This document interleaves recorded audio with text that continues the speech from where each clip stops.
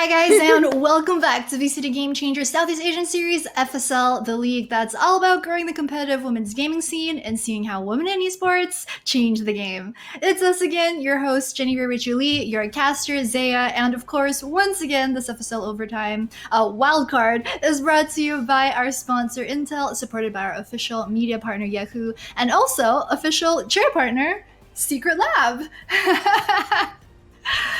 Zaya, what did you think about that earlier best of three series between G9 and Asteria? I mean, that game one looked pretty close. That second game, though, like Asteria really had that one in the bag. What are your thoughts? Definitely. On the first game, though, it's already evident that Asteria had the upper hand, especially when they were on the attacker's side. So basically, they kind of want to dictate the plays. They want to have the momentum up on their arsenal, which really showed in towards their split map. On towards the second half, we did see some moments where G9 really had a close fight with them. They had these moments wherein they predicted to where Asteria was at and how they are going to execute their playstyles. But in the end, because with the help of Asteria's diversion plays through and through, they were able to conquer out the split map during that first match. On towards the second one is Icebox, wherein basically Asteria dominated all throughout in towards that match, simply because having a 13-2 scoreline is a thing. But the other thing is the fact that they were able to really sandwich them, as we were coining them out earlier. They were able to create a lot of space for their team so that it catches Team G9 off guard and is not able to react in time wherein they can go for more clutch plays. And G9 unfortunately was not able to really adapt to the changes that's been simultaneously happening from the side of Asteria, and it basically snowballed for them. Hence the reason why Asteria really created the statement that they dominate in towards the Icebox map. Yeah, for sure. I think we were really expecting Asteria to show up over on Icebox since, pre-game we were talking about how pretty much every time they were able to have that map pick, they've gone for Icebox. Every time they've picked Icebox, they've won their games. So that was definitely a pretty sweet show that they put on in that map number 2. I wanted to also ask you about this really quick before we move on to our second best of 3 series for G9 because we are playing a whole 3 days of playoffs this time around for Wildcard. They're not out of the competition just yet. They've once again dropped down to the lower bracket, not really the position that they want to be in, but I wanted to ask you, Zaya, just after seeing those 2 maps, what do we think of G9's chances going forward in the rest of this competition? G9 has their moments wherein they can do creative plays. They can do creative highlights. I think one of the things that they have to note here is, number one, their angle isolations. They have to pick off their fights really carefully. They have to proceed basically with caution with every attempt that they try to take a hold of the site.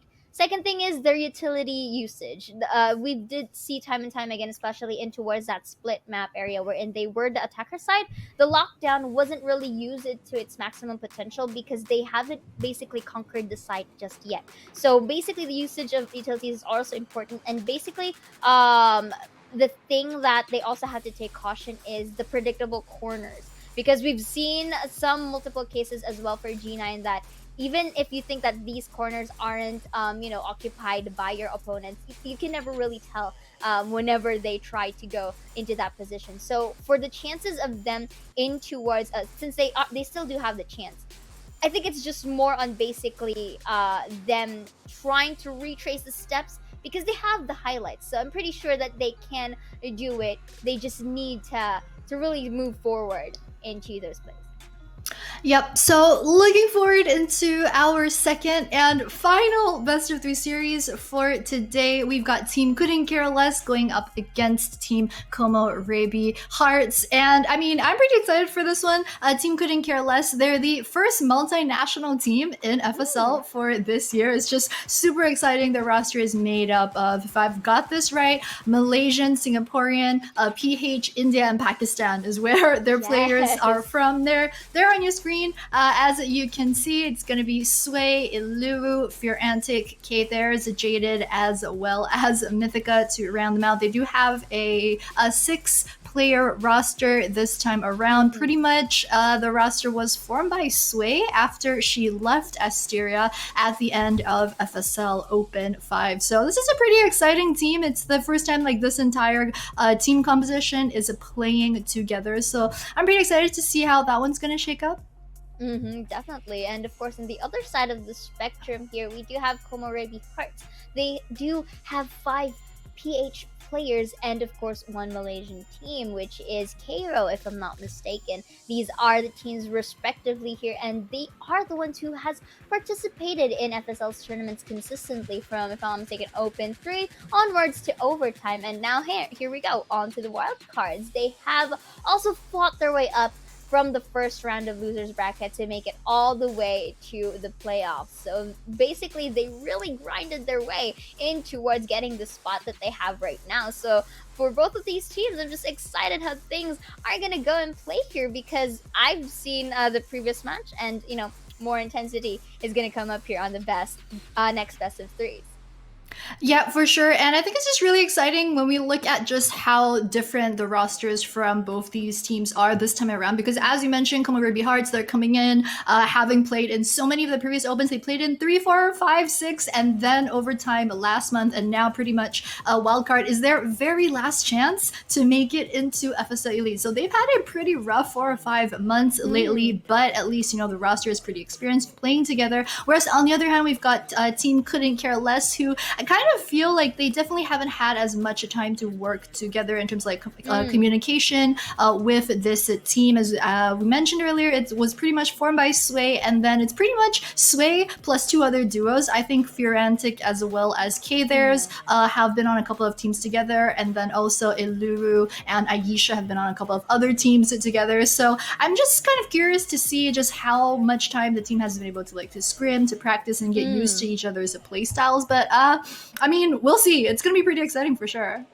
Yeah, definitely. I agree with you on that sentiment, because it really takes quite some time to build up that synergy that you have with the team, especially if it's you know, basically newly founded or newly built together. So yeah, this is you know, a really exciting game for me. But if you were to ask me about predictions here, I am going to say that later, because we are looking at the map selections right now. It's Ascent, Split, and a Haven. Ooh. Yeah, so this is going to be pretty interesting. Team Couldn't Care Less, we do know from their last week's games that in general they do prefer Ascent as well as Icebox. We don't have Icebox for this series. However, Ascent is going to be played first, so they're going to be starting out strong on this one. Haven, though, if the series does go to a map 3, is going to be pretty dicey for KOMOREBI Hearts, because historically they have 0 wins on Haven so far. Every single Haven map that they've had, they've lost. So that's going to be really tricky for them if the series does go to that 3rd map. But guys, here to bring all of you the action for the next series are Kentrochiam Quack as well as Donut. Lady and gentlemen, all ears on you. Hey, it's Donut, and hey, I'm Quack. All right, I don't know. It's gonna be a crazy game. Couldn't Care Less versus KOMOREBI Hearts. We just saw the map selection. Do you have any thoughts? You used to be an ex-pro, right? Yes, I did used to play. So this FSL wildcard is really close to my heart, and I'm very excited to be really casting now the girls, because the team of KOMOREBI Hearts, we've always gone against them during the team fights, and I know that they truly deserve the spot here in FSL wildcard. And for the side of Couldn't Care Less, it's like picking and choosing the best players in each of the regions and then putting them all together to really secure that spot for FSL Elite, right? It really could be one of those things, and that is where, I don't know, maybe they're bringing things from some of these different countries, and it's gonna just melt into this huge mixing pot where they have an interesting composition, interesting strat. But that said, you know, just taking a look at the way that their group stages have gone thus far, I mean, yes, they have their favorite maps, they have all these different regions, different countries, different players, but for at the very least Couldn't Care Less, they got kind of, I don't want to discount them at all, but maybe a little bit lucky, or at least what I'm seeing on the website is that their first game, the other team kind of forfeited for whatever reasons. So, Yeah. and then after that, they just And moved so, forward in the upper bracket. Second game, it was 13-9, and they did do pretty ooh. well against a team that also has been kind of participating in FSL for quite a while. It's I don't think they're a team to be messed with, but that said, I don't know how they look in terms of like preparation and whatnot. Yeah. And for the map of Ascent, as mentioned by our panel earlier, that Ascent is really one of the best maps of Couldn't Care Less. And now Komorebi, they always want to pick Ascent. So this selection is going to be really a battle between the big guns because this is their favorite map and this is where they will show off, right?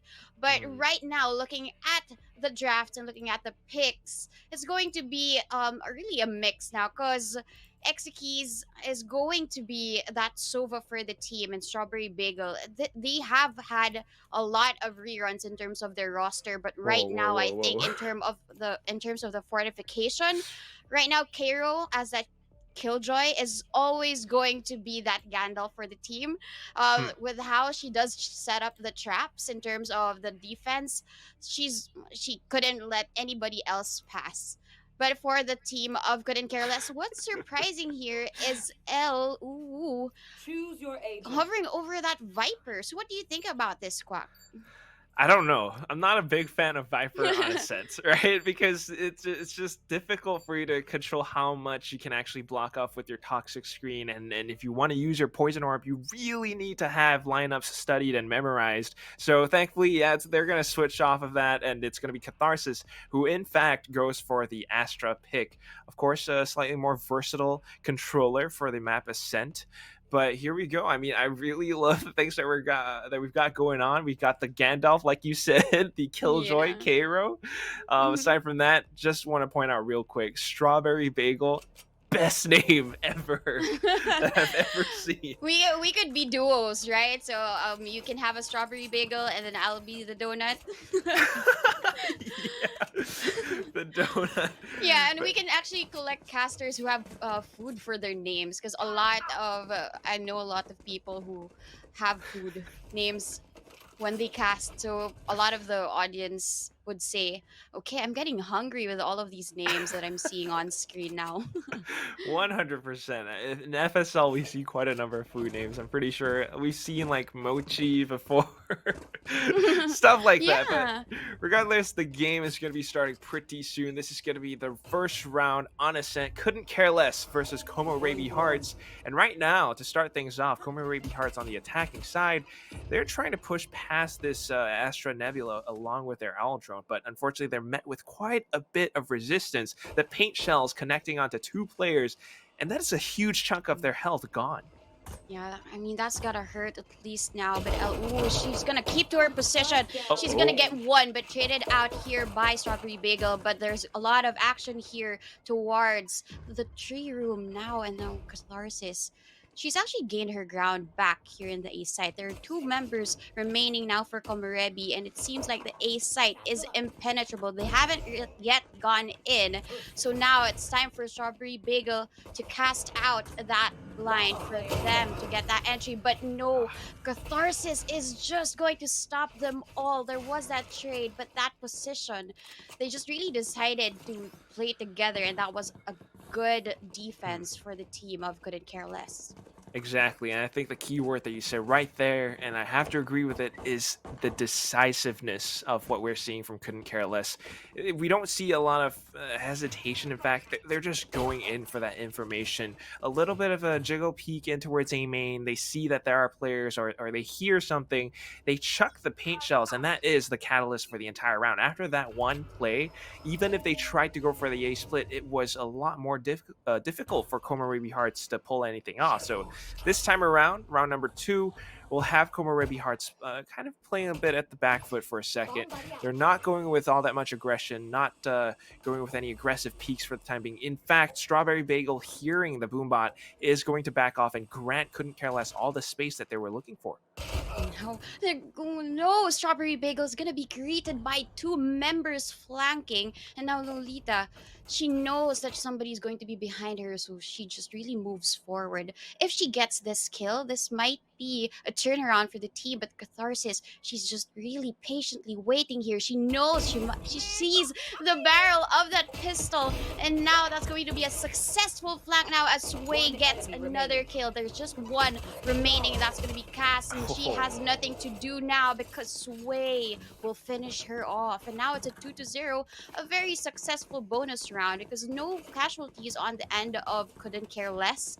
And now this is going to be a healthy start for them. If and when they lose this round, they are still able to buy out the rifles for the next. Exactly, right? Like, this is the best start that they could ask for. In fact, like you said, incredibly healthy. It was a flawless win.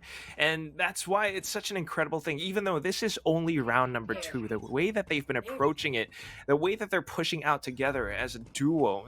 If someone goes down, there's someone there to trade. In fact, just because they have the Spectres, they feel that much more confident in going for these pushes. This time around, though, a little bit of an inquisitive play in towards B main. They get met with a turret, but Kara was unable to take them down, so that might be a free weapon upgrade. And even though they have managed to gain control over the A site, what they don't know is that Jaden is hiding right underneath Hell. She gets taken out, but Lolita is there to trade things off.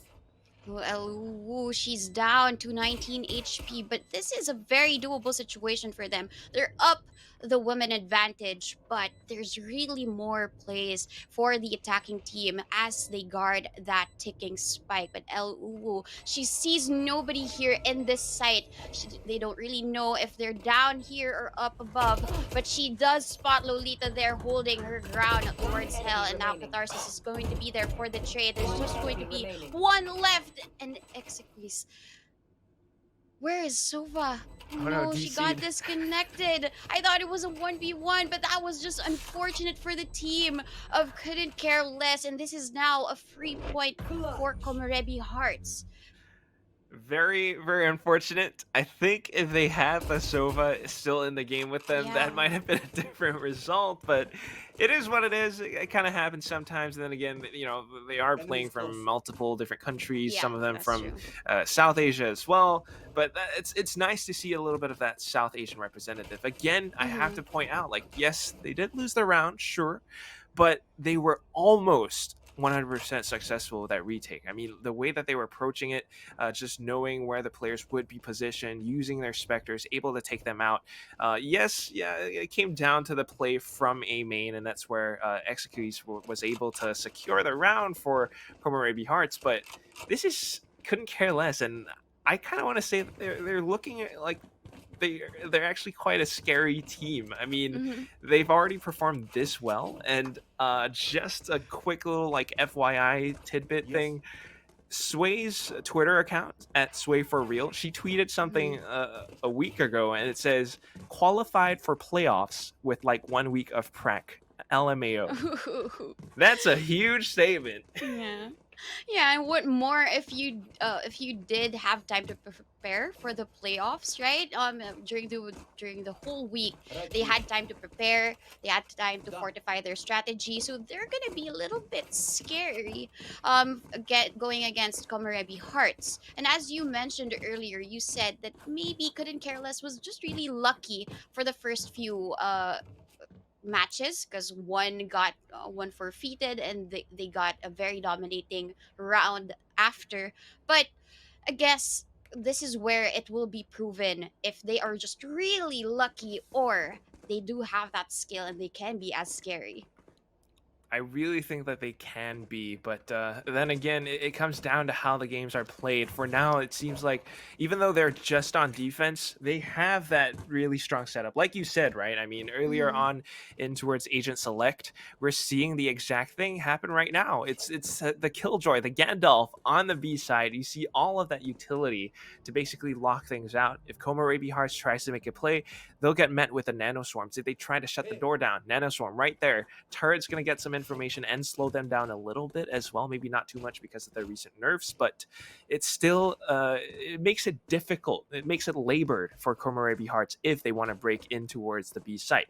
And then you have the A site, and that's where you got someone like the Rays, you got someone like the Astra, you got so much potential for stalling that I don't quite know how KOMOREBI Hearts will be able to secure a win. I mean, do you have any thoughts about this?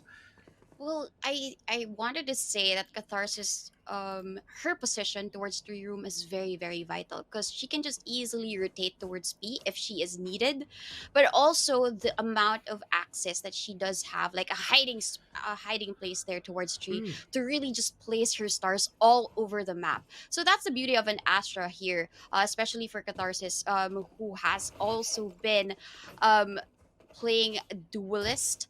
So it really just goes to show that the timing of the skills will really play well. But in terms of the defense, how it could be done by Komorebi is maybe just really through those entries, because they haven't really stepped in towards a site without a fight just yet. Mm. Maybe the coordination for Cass's paranoia especially will really give them that big advantage, because they went for that Omen instead of that Astra.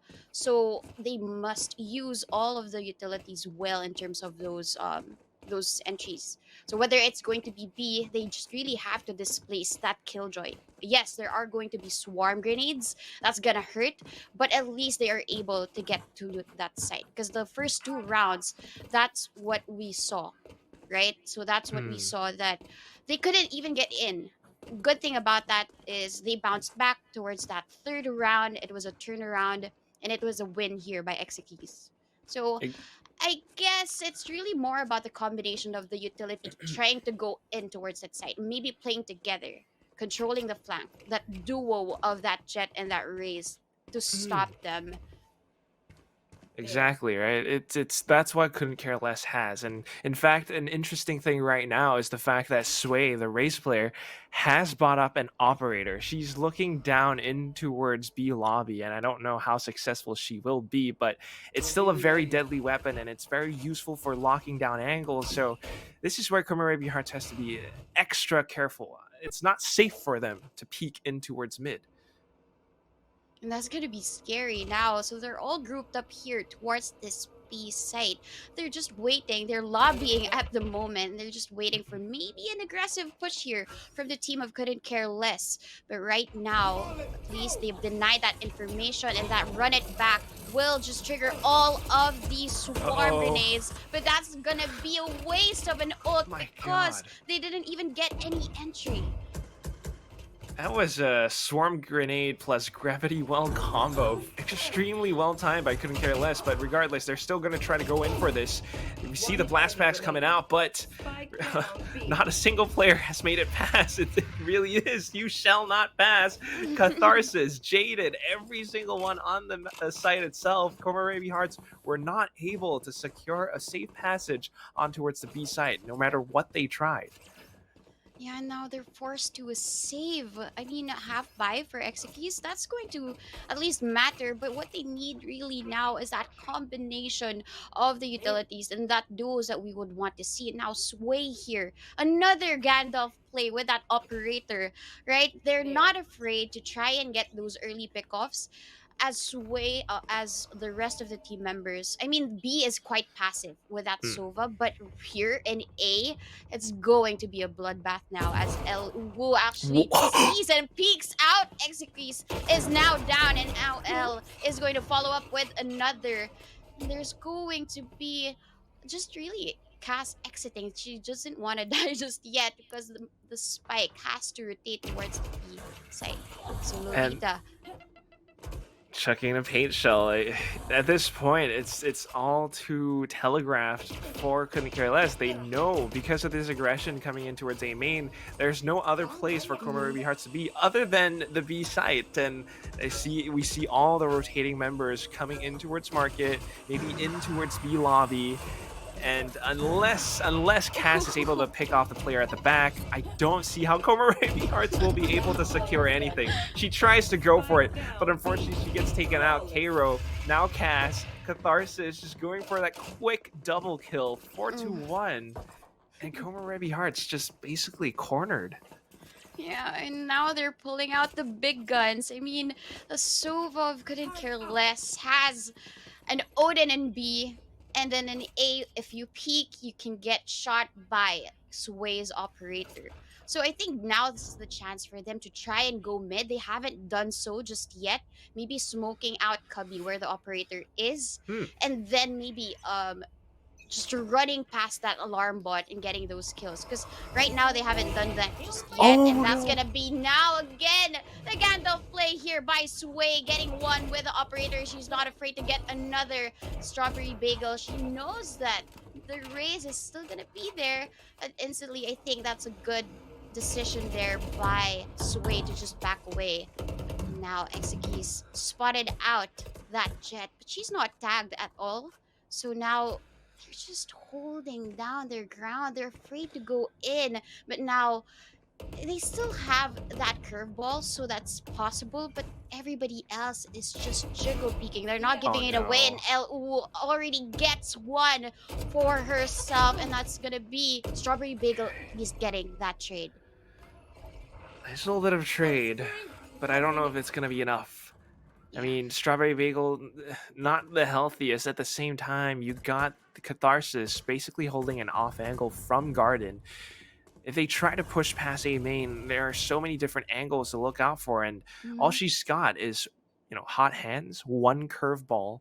I don't know if that's going to be able to blind every single player on the site itself. Mythica, who is the Sova player, is just waiting for any movement coming in towards A main. So right now they're thinking of rotating, but I don't think they've got enough time. In fact, as soon as they peek out, like a little bit of a prairie dog, Sway's going to hunt them down with the operator. It bites. And all that's left are these two players trying to make their way in. No time to plant as well. And they're going to be met with so much gunfire. Actually able to take the Sova down, but the Odin will be retrieved for the next round. Yeah, it's important. I mean, how much creds are you willing to waste? But right now, they're able to waste a lot because their economy is very, very healthy at the moment. And now there's a timeout. KOMOREBI needs to rethink their strategies. They've lost 3 rounds in a row already against Couldn't Care Less. They need to be able to try and get into that site. They've tried going B. It's the Killjoy that meets them. It's the Gandalf utility. But when it comes to A, the Gandalf is the operator. So I guess they just really have to pick a site, maybe rush in, because a lot of the things that happen now for Komorebi Hearts is once a woman is down on their team, they just stop. They don't really get their advantage. Of course, an operator has to either repeak or back away. So if and when the repeak happens, then maybe just be ready for that trade. Or if they back away, catch them off guard. Mm. But that duo as well, I mean, the saving grace of Sway's operator is LU. Especially now that every time that Sway would get a kill, Elle would always be there to have her back. So that's going to be the saving grace of Sway here, even if she gets punished for those aggressive peaks. Truly, right? I mean, that is the saving grace. That is how CCL plays thus far. I mean, take a look at their mini-map right now. It's exactly what you said. We got LU somewhat positioned up towards the front. We got Sway at the back with the operator. If anything happens, one of these two girls will be able to help the other out. So they're going to have to back off because of the boombot for now, but KOMOREBI Hearts, without any resistance in towards mid, they're going to be able to push deeply for a second. And I only say a second because as soon as that happens, one player drops towards B main, and now they're a little bit more afraid, but the Guardian will bite Catharsis. They're looking to push past this, but they have to get through Eluwu, and Cass will be the one to help them out in that process. Still, though, it's not going to be enough because numbers advantage still on the side of Couldn't Care Less, and at the same time, Cass's HP is down in the red. So how do they make a play at this point? Yeah, if they do rotate towards A, that's going to be swarm grenades just casted under Cass, and she's low as it is right now. So now they have to rotate towards the A side because they've lost a lot of people in mid as well. So once that turret 30 signals Oh, the no. Killjoy jaded here in this A site, and that's gonna be, and the door is closed, so there's Oh, no way no. in. They just have to go up heaven. But if they do, there's going to be that turret, and also that signal that gather here towards A, and now Jaded. Actually, Oh the my threat gosh. isn't in heaven, but Jaded is given that cue. And now that's going to be Whoa! the timing of a peak Jaded gets to already with that patience game. She just waited, and patience paid off for her. That is incredibly satisfying to watch. Yes, I was a little bit debated because of the turret placement as well. I thought it was on Heaven, but no. She just held it over by the bottom of Hell, played off of her turret's contact, and that's something that most Killjoy players would do. But the way that she held the angle, the way that she converted her spray is just magical. It's very satisfying. It's like waiting for that champagne cork to pop off. She had all that utility, so comfortable on the A side. In fact, she's still on A now. I don't know how KOMOREBI Hearts can get through this. If they can actually take Jada down somehow, then her utility would be disabled. But she's so far back that I don't know how they'll be able to find a shot. Well, no shots will be taken because it's just really couldn't care less giving them the site and just choosing to retake it because they have that Hunter's Fury, they have that lockdown available for them. So this is going to be a very, very interesting retake. There's going to be that Hunter's Fury prepped up now, and Exekis is gonna get jaded already. But Catharsis here towards Heaven already gets two, and this lockdown is giving them so much space, and they know Oh no! that, oh no, that was just timing for them. They wanted to destroy the lockdown, but the space was taken away from them because they were detained. And now Sova, what does she do? She doesn't really know that Cairo is behind with that operator, and that's now a win for KOMOREBI Hearts. That is the win. That is the answer that they were looking for. It turns out all they needed to do was to use two ultimates. First off, the lockdown, definitely. But secondly, we have that showstopper coming in from the Raze player as well. I mean, she was the one to start things off. She was the one to blast pack on the site, Lolita. And it created a lot of space for KOMOREBI Hearts. Couldn't care less. As soon as they heard those voice lines, those voice cues, they backed off completely, gave them the room to get the spike down, and I think that it would have been possible if Catharsis actually didn't get detained, if she was somewhere out towards the edge of that lockdown instead. But still, a very well played effort from KOMOREBI Hearts. This time around, though, back in towards B, back in towards mid. What do you think they're trying to do here? Well, I think they're just waiting out for any aggression, but couldn't care less isn't the type of team to be really doing this. But look at this.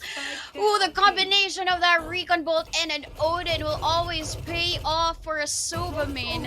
And that's gonna be the run it back now by Strawberry Bagel. They're trying to enter towards this B site, but that's gonna expire any minute now, and L who is gonna shut it down. And now L, she knows that there's somebody who entered. One kill for her, but a trade by Cairo, and now Jaded got another one just towards Boathouse. And look at this, at least Exekis already gets one already, but she needs 3 more to get this win. The spike is nowhere near her. The spike is just laying down there towards the stairs, but there are 3 people guarding it. So once she does play contact, if she doesn't really isolate the duels, then this is going to be scary for her, and Catharsis will win this out for the team. It's a 7-2 now for the team of Couldn't Care Less. Even with the sort of somewhat of a dual isolation, right? I mean, she was just going in for that 1v1 against Catharsis, but because Catharsis was up over by the top on the other side of logs, there's that little bit of vertical crosshair displacement, and it made it all that much more difficult for the KOMOREBI Hearts player to be able to secure the kill. Very, very unfortunate, but well played by Couldn't Care Less. In fact, right now, they're switching things up again. Take a look at your mini-map. It's Jaden, and she's back on B. Well, this is the rotations at least as well for the defending team. It catches KOMOREBI Hearts off guard because it seems like they just really want to get off of Sway's feet right now, but everywhere that they go, Sway is gonna be there to greet them with paint shells, with a boombot, so it's gonna be scary. So now they're slowing down, but the slowdown is gonna be stopped here by Sway. Another kill for her, and now this is going to be a punishment for that Sova. because that's gonna be Lolita getting that kill against her. So it's a 4v4 right now. They're trying to break the doors, but where else can they go? At least there's a smoke out there for those who want to cross safely.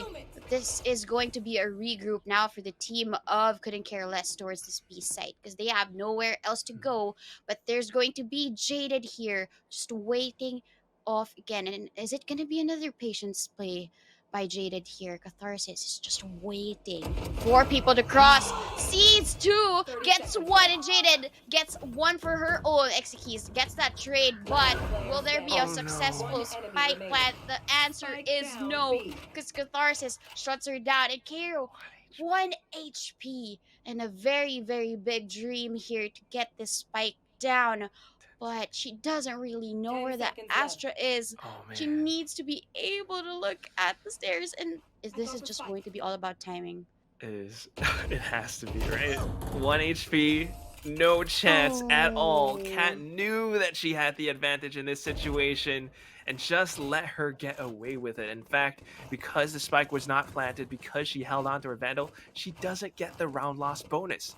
So yeah, you get to hold on to your Vandal for the round, but what can you do with that? You're the only player with that little bit of firepower. Meanwhile, Couldn't Care Less have been chaining rounds back to back again and again, and they have their complete arsenal just ready to destroy.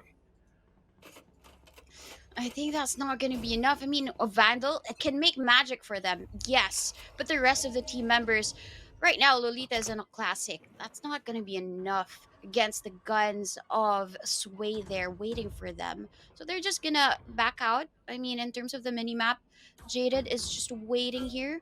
Again with that, that Odin, but Kairo is gonna catch that again. I mentioned that the Vandal can be magic for them. That's going to be a gun retrieved, at least maybe for Lolita here, who only has the classic with Catharsis. They know that she's actually they're grouped up towards that smoke, but they haven't really made an entry towards the A site just yet. And now Sway spots out Strawberry Bagel, and now this push again. Kairo is just seems to be just punishing those who are lurking towards mid, and that's really her role right now. But looking at the attacking team, they just really want to pincer them out of their positions, and Kairo gets a 4th already. Will she be able to get the ace? But no, not necessarily, because Lolita gets that kill. I mean, that was a save round, and it was successful. So now that they have the buy round, will they be able to continue the momentum? Certainly, it's not as impossible as before, right? Off that one win, it was a safe round. They had one Vandal, but they really knew how to make it work. They were playing, I guess, a little bit more patiently in towards mid, and that is where I really love the utility of the Sova players, because they're actually able to flush certain players out of position thanks to the recon bolt. Eluwu, she wanted to make some magic happen with the operator, but this time around it's going to be Kairo just in towards mid. A little bit of counter firepower in towards Couldn't Care Less, and now the lockdown comes in. It's going to be the full side execute. Catharsis has no choice but to back out. They managed to destroy the lockdown with the Hunter's Fury, but I don't know if that's going to be enough. The site is already secure, and they're setting up their post-plant positions. Yeah, in terms of the post-plant, they're set up for these crossfires to really just defend the spike. But El Uwu is gonna strike back with those kills, and Catharsis already gets 2 with this retake. Nobody's there towards Hell, but El checks it anyway, and KOMOREBI Kairo is spotted out by that dart. And what can they do? Exekis is defending the spike from behind the wall, but Kairo gets 3 already, and with the timing of that shock dart, she just really wanted to stop the one who was defusing the spike, but that wasn't enough. Eluwu, again, the saving grace for the team of Couldn't Care Less, wins them that, and that's already a 6-round deficit in this first half. This is so unfortunate. They had everything in place. The stars, the planets aligned. They used their ultimates to get onto site. But even with the spike planted, unfortunately for them, Catharsis had the perfect Cosmic Divide just to block things off. Kara tried what she could, but because she was basically alone, it's just not going to be enough. So, like you said, I mean, LU, she has been the player to really trade things back, to help Couldn't Care Less members out. Anytime someone falls, she's there to back them up. And even if not, she has an operator sometimes in her hands, and that is very effective at controlling some space. I mean, you're afraid to repeat that, but here we go, second half now, and this time Couldn't Care Less on the offensive. They're pushing already in towards B, in towards market, and they're looking to make a B split happen. Yeah, nobody's guarding the B site, but they're just, the team of Couldn't Care Less are just making sure that nobody's here. There's no Gandalf in the B site, so there is going to be that successful spike plant, and they're just waiting it out. The team of KOMOREBI, they're just patiently waiting and regrouping, but Catharsis here is going to be that distraction towards mid. Trades it off, now down to a 3v3. Cass here, together with her teammates, they're just gonna use that paranoia to get that space, but no, there's going to be that peek from Sova in terms of another distraction. I mean, this retake is going slowly but surely, but the team of KOMOREBI, they want to secure this one, but Sway coming from the boathouse again. It's now down to 1v1, but Cairo manages to get in that classic kill against a ghost. Sometimes a classic is just really more powerful. Especially at that range, classic Yeah. over the ghost, 100%. Just right clicks, and you'll be able to secure the kill. This is incredible stuff coming in from KOMOREBI Hearts. It's a little bit strange, I have to say, because like you mentioned earlier, no Gandalf on the B site. In fact, Yeah. they just, I guess Cairo became Sauron. She went in with the classic. They made the retakes happen. They managed to trade any single player that fell, and when it came down to it, it just became a play of like getting to figure out your opponent's positioning and securing those frags. And it just really was a beautiful retake for the team of KOMOREBI. Can they be able to sustain this now going into this bonus spy for them? At least Wu actually gets a kill already, and that's going to be just the timing not right for KOMOREBI Hearts as Strawberry Bagel falls down to that 4-woman rush towards the site. And now that's going to be the spike retrieved and the spike safely planted for now, but it's going to be a retake here. Execues has the gun, but some of the members of Couldn't Care Less have already picked up guns for themselves. That's going to be a beautiful dart there. Spots out the head, and Cairo here, even when they're woman down already, there's going to be that win for KOMOREBI Hearts, and now this is going to be maybe the start of a momentum, a start of a comeback for KOMOREBI Hearts. Truly, oh my god, what a way to start a comeback. And I gotta say, Execuise with that little stylish movement and with her shock darts as well, and the Aries. If not for her, this round could have been very, very different. I mean, she did tag, I think was it LU underneath hell down to basically 1 HP. And then just doing that little like fade away jumping off of heaven. It's incredibly fun stuff. But here we go. Yes, they managed to win the first 2 rounds. Are they going to be able to win this one, the bonus round? Now that Couldn't Care Less, they have their full weaponry, they have the Phantoms, and they're looking to start this off really aggressively in towards the A main.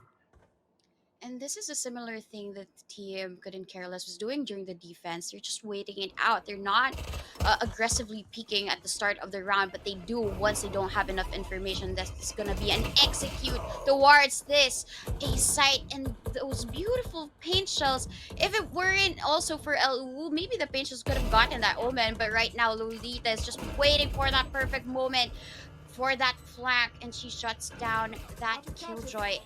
Hero is going to be leading the charge in terms of this retake, but Sway already gets one already in this push. Lolita gets one, but is it gonna be enough? It's now down to a 2v2, and the thing that the Sova was low. Monica was already down, but that trade, beautiful by Lolita. And again, as I mentioned, we're now down to a 3-round deficit. Earlier it was 6, but it was 3 rounds consecutively won by KOMOREBI Hearts. Definitely amazing stuff from Lolita back there. I mean, we're seeing it. Nice little camera angle from our observer as well. The fireworks to celebrate from Lolita, because the way that she's been utilizing her abilities it's really incredible stuff. I mean, maybe coming from Garden, it was a little bit tough to find an angle here or there, but she was using her paint shells to basically kind of flush players out of position, at the same time trading and playing off of her teammates' contact. She was able to secure the quadra and definitely the round as well. So right now, if you were in the shoes of Couldn't Care Less, something somewhere needs to change, because sometimes even though they're able to find opening picks and get onto sites, they're not able to secure it post-plant. And in terms of the post plan, I mean, and their retakes are just really stopped here by the team of KOMOREBI Hearts, because how they're positioned is really just, I mean, how Couldn't Care Less was playing, okay, the duos, the crossfires. This is how KOMOREBI Hearts are now defending the site.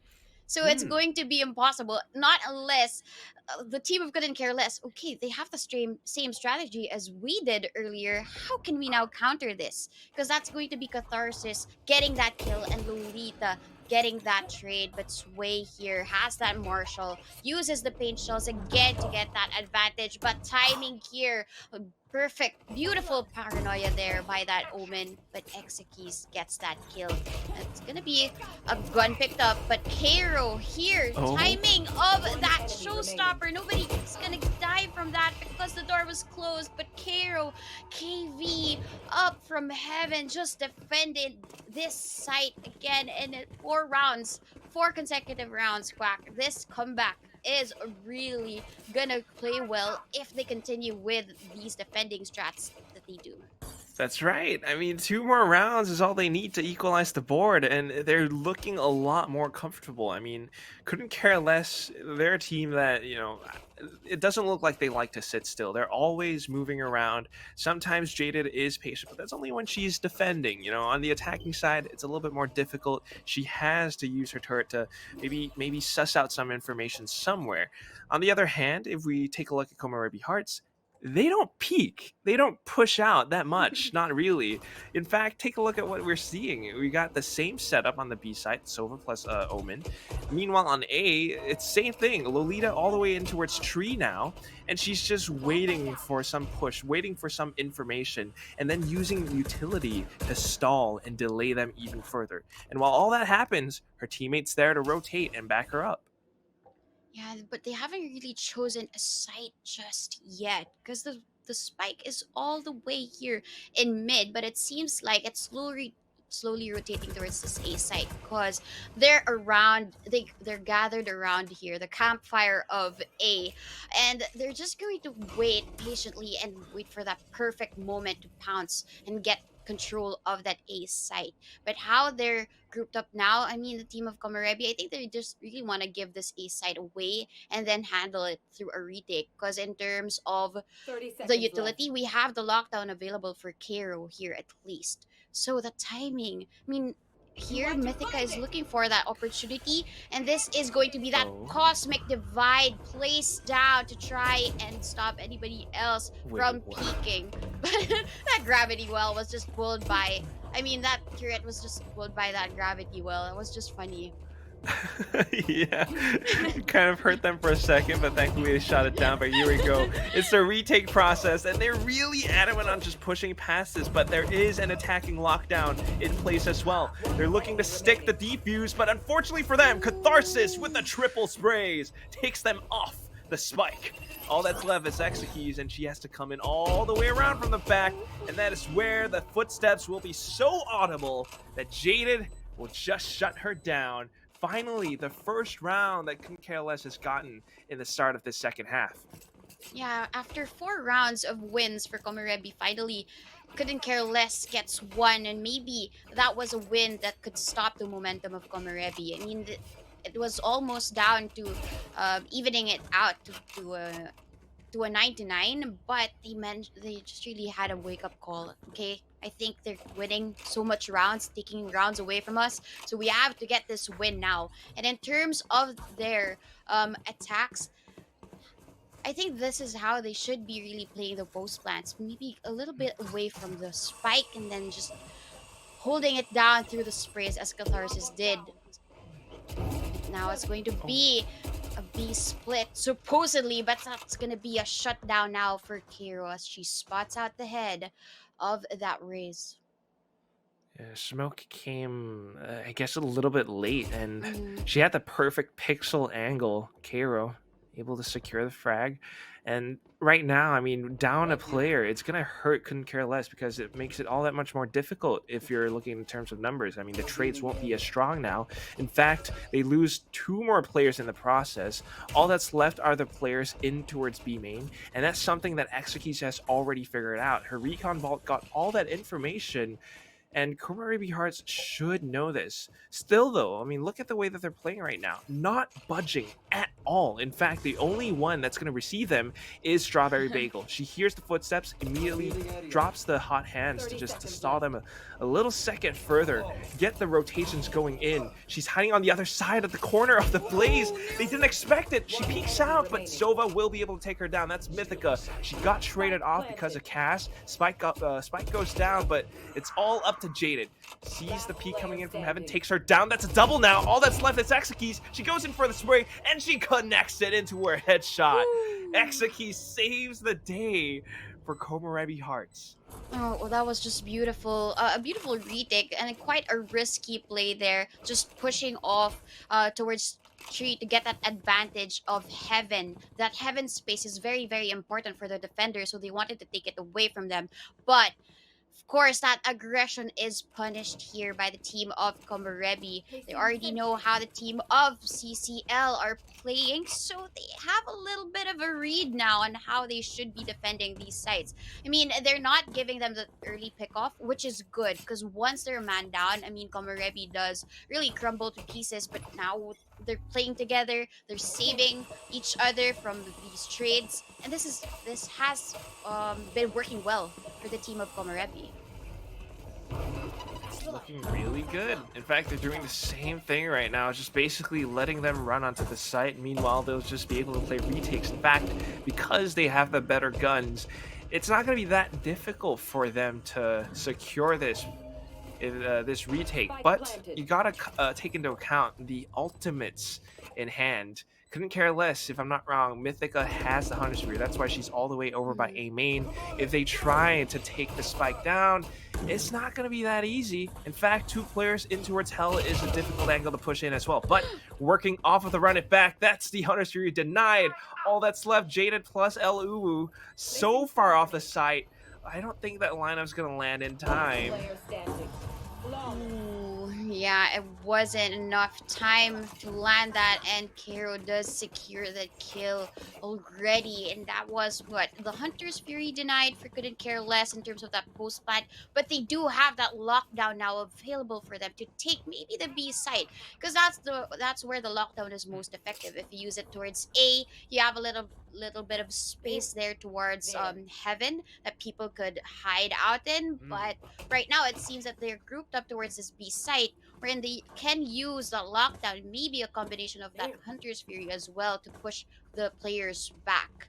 So I guess in terms of this attack, they do have a little bit of an advantage, but it really is down to how KOMOREBI will defend this. It truly is. I mean, just going off of theories, you know, a lockdown gets placed, Exekis might be able to take those out. Maybe she's got shock dart lineups that can take those out instead of the Hunter's Fury. I mean, even if she doesn't, she's got the Hunter's Fury. In fact, some of the players on KOMOREBI Hearts are 1 or 2 points away from their ultimates. But the one thing that I'm really curious about is Sway. She's got her Showstopper. In fact, if she goes in with the full execute, Showstopper, satchels, she might be able to create so much space for her team and open things up. But coming out of B main, she immediately gets slapped down by K-Ro, something that she did not expect. So even though the ultimates were spent and the spike is being sent over onto A, this is going to be a difficult hold for Couldn't Care Less, the toughest hold of their lives. You got 5 players to look out for, and you only got 3 players to work with.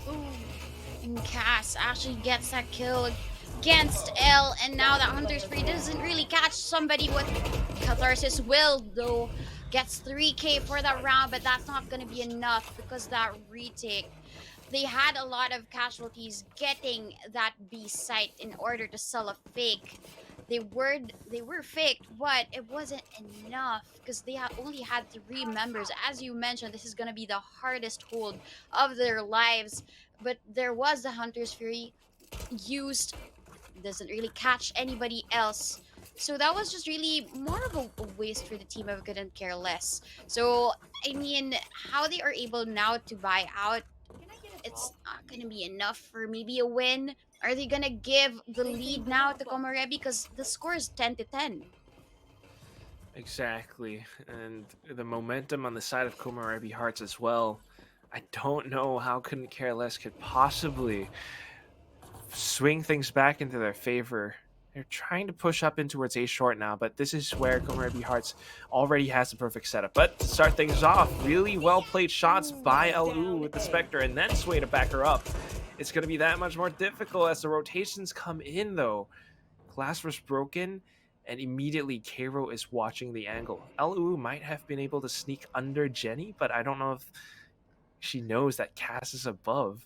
She's down to 45 HP as well. That means 2 bullets, and she's basically dead. So it all comes down to how well timed KOMOREBI Hearts' retake are. And this is going to be a tricky thing because they're all grouped up in hell and Cass is just waiting and watching overhead. But, I mean, they were able to just exit and just push through and exit now towards maybe a rotate. What? They're double backing, and they're maybe getting K-Ro first to get this win already, but there's going to be 20 seconds left on the clock. It's a 2v2, but what they're doing now is just entering here, the person in heaven. There's going to be that trade at least for Jaded, but timing is everything. There's just 5 seconds left right now. Enough time for that plant, but is it time now? Is there enough time for the reposition? Lolita is just waiting it out because she now knows where the spike is planted, but she doesn't know where her opponent is right now. So now that's gonna be the spray for Lolita. She prevails, and now it's the lead for KOMOREBI Hearts, an 11-10. That was absolutely incredible. It's almost. It's skilled, but it's also kind of lucky, right? I mean, when it comes down to a play like that, it's really 50-50. Jaded could have won that. Lolita could have won that as well, but I think Jaded was banking on the fact that Lolita has to drop. Maybe, just maybe, that would give her somewhat of an advantage, but unfortunately for Jaded, I guess her shots weren't able to connect, and Lolita had a little bit higher HP, so coming down to this is another 4 consecutive wins for KOMOREBI Hearts. They're feeling very, very confident. In fact, their setups are changing once more. What's the possible answer for Couldn't Care Less? They haven't been able to secure rounds comfortably at all in this attacking side. They've tried mid, but that cheeky angle just really stops them. It all boils down to a perfectly executed smoke for them to try and get mid, but those paint shells is not gonna get anybody just yet, but at least the boombot spots here. L is gonna fight for her life as there will be a showstopper here by Lolita, but 2 kills already for the team of Couldn't Care Less as they try and enter towards this B site. That's going to be a free plant now because nobody else is defending this B site, and that is just a beautiful cosmic divide here. It's gonna delay things, at least in terms of those 2 who are the ones near the spike, because a lot of them are away, but that strawberry bagel punishing that person who is staying back of that wall. So this is going to be a retake now for KOMOREBI Hearts. Way has tagged up. somebody in that B side. Pero right now, Exekeys is gonna get that kill as well. She's down, and this is going to be a retake of their lives, and it's going to be a successful one to say the least, because KOMOREBI already gets match point after this defuse. Wow. After what? 6 rounds of, I mean, a 6-round deficit in the first half. We're now down to match point. KOMOREBI are doing well in terms of their defenses, and their retakes executed perfectly. Just 100% absolutely perfect. Couldn't care less. Are unable to secure the sites at all. I mean, throw in a Cosmic Divide, throw in a 2-player hold from Boathouse, and they still can't do it because KOMOREBI Hearts are just that good. They get the opening picks, they have the numbers advantage, they go in together as a team, they use the curveballs, everything that they've got at their disposal, and they're able to win out in these duels. Couldn't care less are just not able to secure it at all. So now coming back into it again, they try another answer, and this time it's in towards A with a split push, but they're already met with quite a bit of resistance. They want to push past the door, but they got to deal with Lolita as well as Strawberry Bagel trying to push past the smoke. It's going to be Lolita who meets them. The trades come in, and of course, a lockdown getting placed down underneath Generator. It buys them a little bit of time, but I ask you, how much can this possibly do? Well, it does give them that space. It does buy them that time. And the good thing about this is that was the run it back wasted already just to try and hold on to dear life. But right now, this is going to be a retake of KOMOREBI. Will this now be a win for them? Mythica is just holding down her ground in this A side while the 2 members are set up for their crossfires, and that's Kiro with 1 kill already, and now the lockdown is in place. Is it gonna be a spray down? It is, and now KOMOREBI Hearts get map number 1 of Ascent. It was such a beautiful comeback. As soon as they won that pistol round, they were able to get through that series of losses that they encountered during the first half. Oh Wow. my god. Remind me again, wait, what was the score at the end of the first half? Wasn't it something like 9-3? They managed to come back all the way, and I guess this is where you gotta think, you know, is 1 week really enough to prepare for Couldn't Care Less? Yes, they made it through group stages, but now against a team like KOMOREBI Hearts, even on a map like Ascent, which I guess both teams are quite experienced on, it's not the easiest thing to do. That said, though, they did look pretty comfortable on the defending side, and in fact, take a look at the scoreboard. Most of their players are, you know, getting quite a number of frags. It only came down to the fact that their attacking strategies just weren't quite there.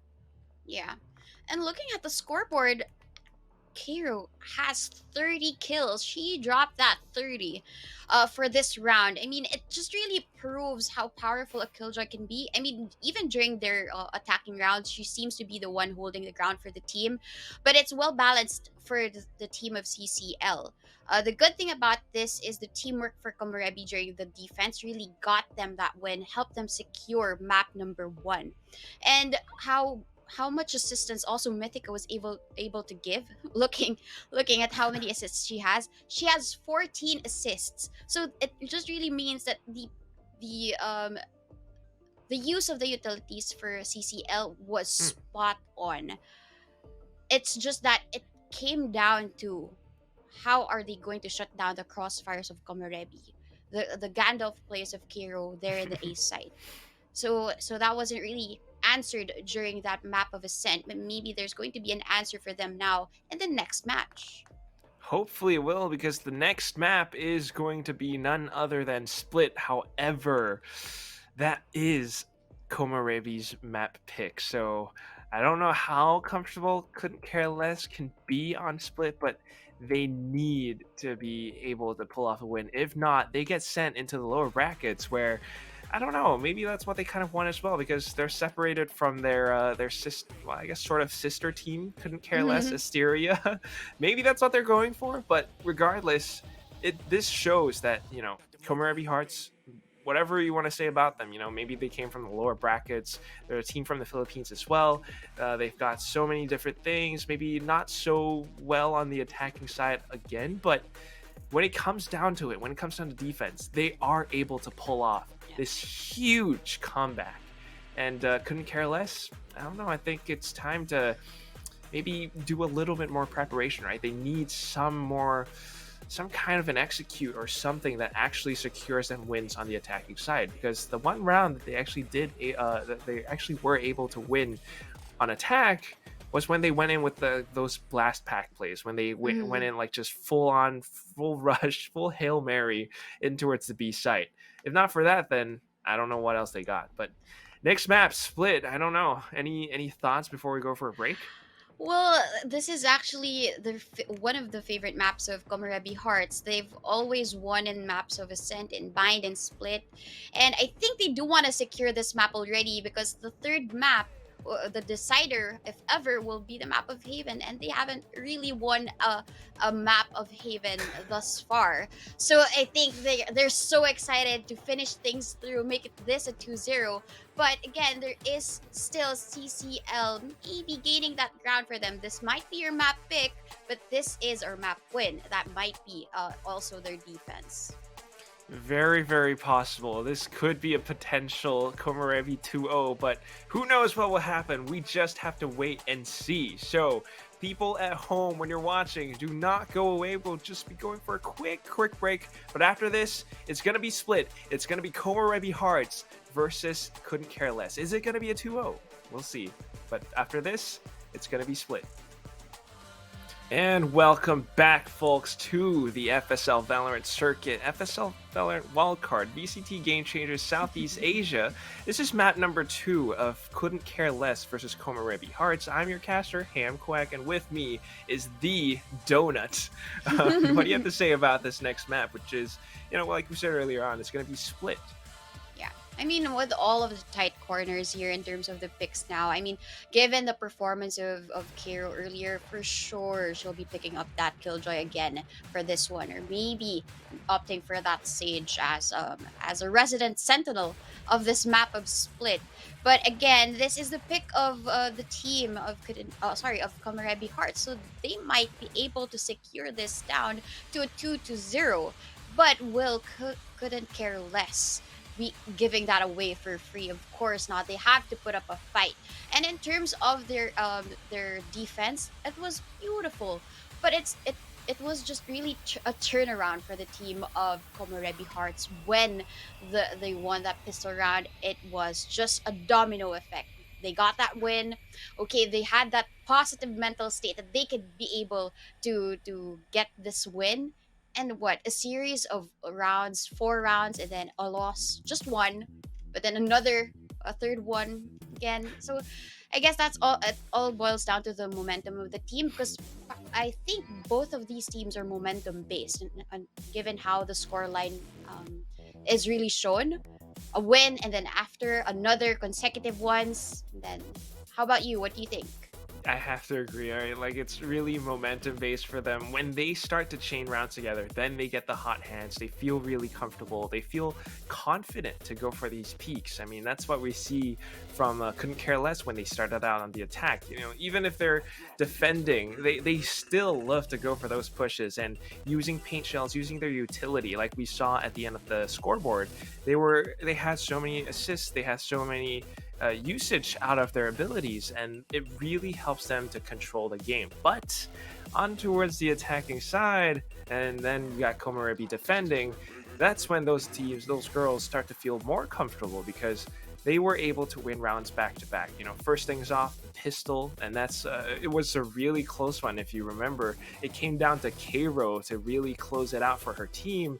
And then they were able to chain those rounds back to back. They got the momentum going, and when they're confident, they don't really push that much, but they're able to land their shots very, very accurately. I mean, we got to remember that one angle that I believe it was Karo who had from her own defender spawn in towards market. A lot of these different setups that they had, especially in towards garden as well, all these different plays came into effect for KOMOREBI Hearts. So it's a little bit of that momentum, a little bit of confidence, but you start to see that slight difference, right? Couldn't care less. They seem like they just can't sit still. They love to push. They need to find something. And once they get in towards the site, they get the spike down, the defense just seems to fizzle out. But on their defending side, when they push out, they get those wins. So I don't know how they're going to be able to adjust in towards a map like Split, but it's something that they really need to look into. Yeah, I definitely agree because how KOMOREBI Hearts would usually play, especially during that defense, um, those crossfires always, and them just playing back, playing contact once they have information. That was a smart move for them in terms of their defense. And for a map like Split, especially, you have lots of corners to check. Then I mean, you really have to be checking those corners, looking left and right, because there might be a crossfire there set up for the team of KOMOREBI Hearts, right?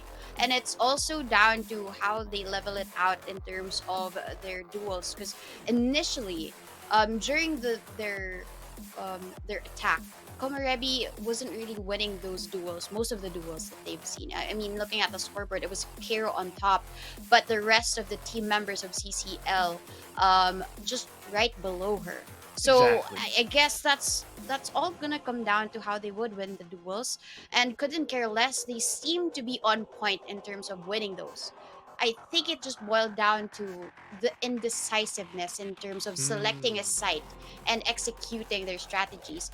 And for a map like Split, if you're starting out on attack, then that's gonna be a little bit shaky. Sometimes a lot of the teams would just say, okay, let's just maybe attack first, and then we'll just really run them down during the defense because it's easier to defend Split. That's going to be the theory overall, but it all boils down to like who really will be the ones attacking first. Exactly, and let's take a look because the ones who are attacking first is going to be none other than CCL. So it doesn't really bode too well for those girls, but I still want to believe because okay, let's just kind of make some theories for a second, right? Of course, Cairo performing exceptionally well as the Killjoy. I could see her locking down a site like B on Split all on her own. I mean, turrets, you got the nanoswarm, you got the alarm bot. She could just place them somewhere and basically back off completely. Hold it from somewhere like maybe B Heaven, maybe somewhere towards the back of side behind the pillars, and just if she senses danger, she could go back into its spawn towards stairs and then come in from heaven. But at the same time, if you do something like that, yes, you got all that Killjoy utility, but if and this is a big if, couldn't care less, word that decisive, they go in with a huge aggressive play. Like, I don't know if they're gonna go with Jet this time, but we've seen Sway on the Rays, and she could go for plays with the double satchel, right? And that could allow them entry onto the B site. And once they get that, they're able to lock it down. It becomes that much more difficult for KOMOREBI Hearts to potentially, I guess, retake. You might have someone satcheling out of garage, but then you could also have players push out towards mid and make it a huge B split. It could be difficult for KOMOREBI Hearts to defend here. But then again, it's just a theory. I mean, I'm a quack, so I don't know. KOMOREBI Hearts could have a lot more contingency plans in place aside from just a Killjoy. Yeah, that's true. I mean, having maybe the combination of a Sage and a Killjoy locking down the B site, like walling off the B, I mean, towards B Heaven, right? If you have a wall there and then you have all of the Killjoy utilities really invested towards B main, it's probably impenetrable. And then everybody else can just really play around the duels towards that A main part of the map. So I guess that's a little bit of a flexibility in terms of how they play, but how they would usually execute the defense, they just don't want to stick to the sites that they would usually own, right? So we saw Cairo and as well as the Killjoy of Couldn't Care Less really just mixing it up in terms of their in terms of the utilities. So it's really quite hard and unpredictable now for whoever's attacking where their utilities are at. So it's not necessarily these unpredictability that we will be looking at Now, and looking at the draft for the map of Oh. Split, as I mentioned, there's Oh. always going to be a Sage and a Killjoy combination for them. And for the rest of the team members of CCL, are we seeing a breach now? This is exciting. I know, right? It's something that I wasn't quite. I mean, we were talking about unexpected things. A breach is not is definitely unexpected. Your predictions for KOMOREBI Hearts were basically 100% accurate because we do see the Killjoy, we see the Sage, we see Strawberry Bagel and Reyna this time instead of Phoenix. But on the other side, couldn't care less. I don't know what they're thinking, but this is going to be a very, very interesting one. In fact, if I'm not wrong, they brought out one of their subs in for this game, and hopefully, I think they were suffering some connection issues as well. Maybe that will balance things out a little bit. But yeah, Astra Viper combo, you got the breach as well, and then 2 Sentinels, 0 duelists. Is this the play, Donut? Will this work out for them? Well, they have the breach to try and displace the members, but without really that entry for the team, I don't really know how they can execute these attacks. But they might have something up their sleeves now as they try to go towards this mid part of the site. Because I think mid control is very important in this map, so they chose to have that breach. So, but without a jet dash to try and convert those flashpoints to a kill, I think this is gonna be quite shaky for the team of CCL. Hmm. I want to agree, but I still want to try and believe and see what they have in store because they must have picked this for a reason. Okay, flashpoint in towards mailroom to kind of maybe give off some false information. But look at this, KOMOREBI Hearts again. They don't budge. They sense all of that danger, but they just stay put. The right clicks connect, and we got Lolita plus Strawberry Bagel to find a couple more kills, and then Lolita to secure the final one on towards Catharsis. No matter what Couldn't Care Less throws at them, they are not afraid. They are that confident right now that you have Cairo still holding over by a Heaven. You got Lolita just coming in towards a ramp. It's just they're not shaken. Yeah, they're not yet. They're not at all. Well, you haven't seen the beauty of this pick just yet, because that was just a pistol round. Maybe we'll see an execute towards the third round when they already have the guns out for them. But right now, this is really, really tight mid control for the team of KOMOREBI Hearts, as they have walled off mid already, since they do have just those pistols. Of course, this is gonna take a little while for them to break it, but in terms of the push now, it's gonna be a P-split looking where they are at the map. Yeah, interestingly enough, I mean, you had the wall up, but she immediately backed off and she stuck together with her teammate, that's Strawberry Bagel, in towards B Heaven now. Meanwhile, Couldn't Care Less, they're trying to find whatever they can, but it's not easy at all. We have El Uwu pushing in towards past Mailroom, where she gets taken out by the Spectres. In towards Garage as well. I mean, we got Mythica trying to push past this in towards B. She's basically under Heaven, under Rafters, but is that going to actually be enough? Her teammate drops, and then what is she going to do? Yeah, Mythica, she managed to sneak her way in towards this site, but that's not gonna get... I mean, Sway already gets a kill as that Viper, but this flashpoint so beautiful to try and give them time for that plant. But right now, Hero is gonna rush in, maybe get that kill already. Even though they had the Spectres, they were just unstoppable against Hero's Ghost. And the rest of the team members of KOMOREBI, very, very healthy by going on to the next, because they can just really pass up for this bonus. Maybe give a ghost or a pistol to the fallen Sage over here, Exekis. So this is gonna be now shaky for them, given that Phantoms and Vandals have been prepared now by the team of CCL. Then again, though, it seems like KOMOREBI Hearts are just a little bit more comfortable. Yeah, they got the Fallen player. They do have quite a bit of economy, so I mean, then again, even if they lose this round, it's not the worst thing in the world. Couldn't Care Less in the background. They just wanted to go in for that spike plant. So I think everyone's happy for the time being, but now into third. They're going in towards mid this time. It's mailroom that gets walled off, or well, the heaven. So there's quite a bit of freedom for Couldn't Care Less. Question is, what are they looking to do exactly?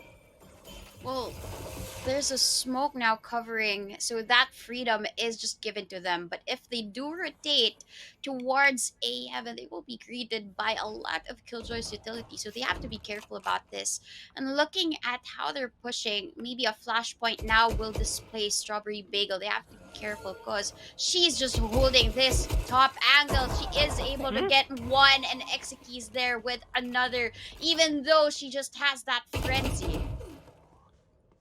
I am not quite sure what I just witnessed, but she managed to get away. We have the frenzy kill as well, but finally some sense of normalcy. We have the frags coming in. We have Mythica trying to block them off with her fault line. It doesn't quite connect that much though, as Cass pushes up front along with Lolita. They make it a trade, and now we're down to this 1v1. Fiorantic, the player all on her own by Garage. She has the firepower, and she will be able to secure Cass. And there it is, the bonus round denied for KOMOREBI Hearts. Yeah, while it was denied, that's still very costly for the team of CCL. Like, going into this round, they may have won it, but they lost in terms of the economy because now they just have at least Phantoms and Vandals for them to use, but some of them might be short in terms of the utility, as some have already bought up half armor only. So that's gonna be a tricky thing right now. But in terms of that bonus, KOMOREBI able to buy up now. So this is going to be a little bit of aggression now towards A main to get and secure that orb. But again, it's always going to be mid control because their lineup is really fit for mid control. Absolutely fit. I mean, you got the wall, but instantly a panel gets taken off, and they have the option to, you know, maybe try to flush someone out with the snake bite, maybe use a gravity well. If not, maybe the breach could be there to allow them to push past the slow orbs once it dissipates. But here we go, executes. They're looking a lot more decisive now in towards the B site. Rolling Thunder doesn't connect onto anyone though, and in fact it really looks like KOMOREBI Hearts just want to let them get the spike planted. Meanwhile, they're going to set up for retakes. They take Catharsis down by mid, and that is a great start in for this. And looking at this retake, there's still 5 healthy now. And now Lolita is just charging through. She just doesn't really check the corner. And now Mythica actually just punishes that one. But Strawberry Bagel able to redeem her fallen comrade. And this is going to be a retake of a lifetime here. And Kero was able to get that kill, that fast peaks, and now it's gonna be Kero winning that duel. She just was out for that hunt, and that is the spike already halved, so she does have time, and it's a 3-1. Came pretty close, but unfortunately for Sway, Kero was just a little bit quicker, a little bit sharper, and it might also have been down to a little bit of ping difference. But whatever it was, Couldn't Care Less had that interesting post-plant setup. I'm not sure if you caught, but the El Ubu's wall was one that allowed her to come up with a kind of a pseudo double stack setup. Unfortunately, though, it still just wasn't enough because KOMOREBI Hearts are that comfortable. They had their utilities, they went in for it, secured the backside, and then all they had to do was to secure the gunfights in towards Garage. They knew where they were, and that's why they were able to find all of those frags. But now, whatever it is, in towards round number 5, you got the same setup from KOMOREBI Hearts, and they are still not moving at all. I mean, Couldn't Care Less. I don't know if they're thinking of that counter wall boost, but once they get popped up, it's just going to be an easy shot for Strawberry Bagel as well as Exekeys. Yeah, and it's funny how they always would want to give B main instead of Heaven. So this wall is going to expire any minute now, and that's going to be the execute of the team of CCL with that breach. So they're just walking in, and Strawberry Bagel gets that kill, and that's going to be a dismiss, and the Empress now online. She spots out here. Fiorantic is down, and that's an instant rotation towards this A site, and that's only Cass here guarding avoiding it, and that's gonna be a dual one bypass, a trade there by Catharsis, but is that going to be enough? It's not, because Kara will finish things off. It's a 4-1 now. Again, 2 straight rounds in terms of KOMOREBI. It's going to be momentum again back in their favor. I know, right? I mean, they're winning these rounds. They're reading Couldn't Care Less so well. I mean, whatever it is that they throw at them, we're starting to see a repeat in what we saw from Ascent. You know, KOMOREBI Hearts on the defending side, they're not moving at all. They're very confident about what they have, what their potential abilities are, that they just stay put. You got the setups, you got the walls, and even if they try to push past it, you got Strawberry Bagel to find a couple of frags, immediately popping the Empress. And at the same time, Exekeys is there to just swing off of her contact to back her up. This time around, Couldn't Care Less with the firepower. They're looking to push a little bit more decisively in towards A Heaven. It's been smoked off, but look at what's happening on the minimap. Already, the players are rotating in towards screen. So even if they break down, drop off of A Heaven, they need to deal with 2 more players before they are able to secure the site. In fact, lockdown getting deployed, they're trying to push into it, and that's where the spray down from Strawberry Bagel will be able to take them down.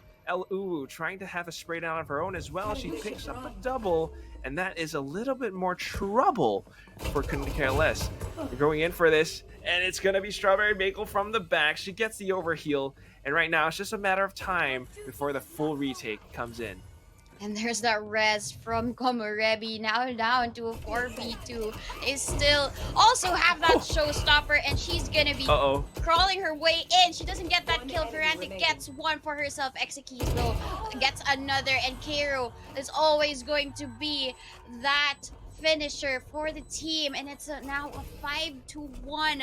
They're getting their momentum and they're getting the points here and there. Again, KOMOREBI Couldn't Care Less. They need to be a little bit careful. They were decisive where they would want to push, but the execute wasn't really as clean because they just walked through their own smoke and they were just denied entry by Strawberry Bagel. Exactly. It's so difficult. They might have secured passage onto the site, but it seems like that's exactly what KOMOREBI Hearts wants them to do. The fact that they're playing so far back, so defensively, is to really welcome Couldn't Care Less onto the site, right?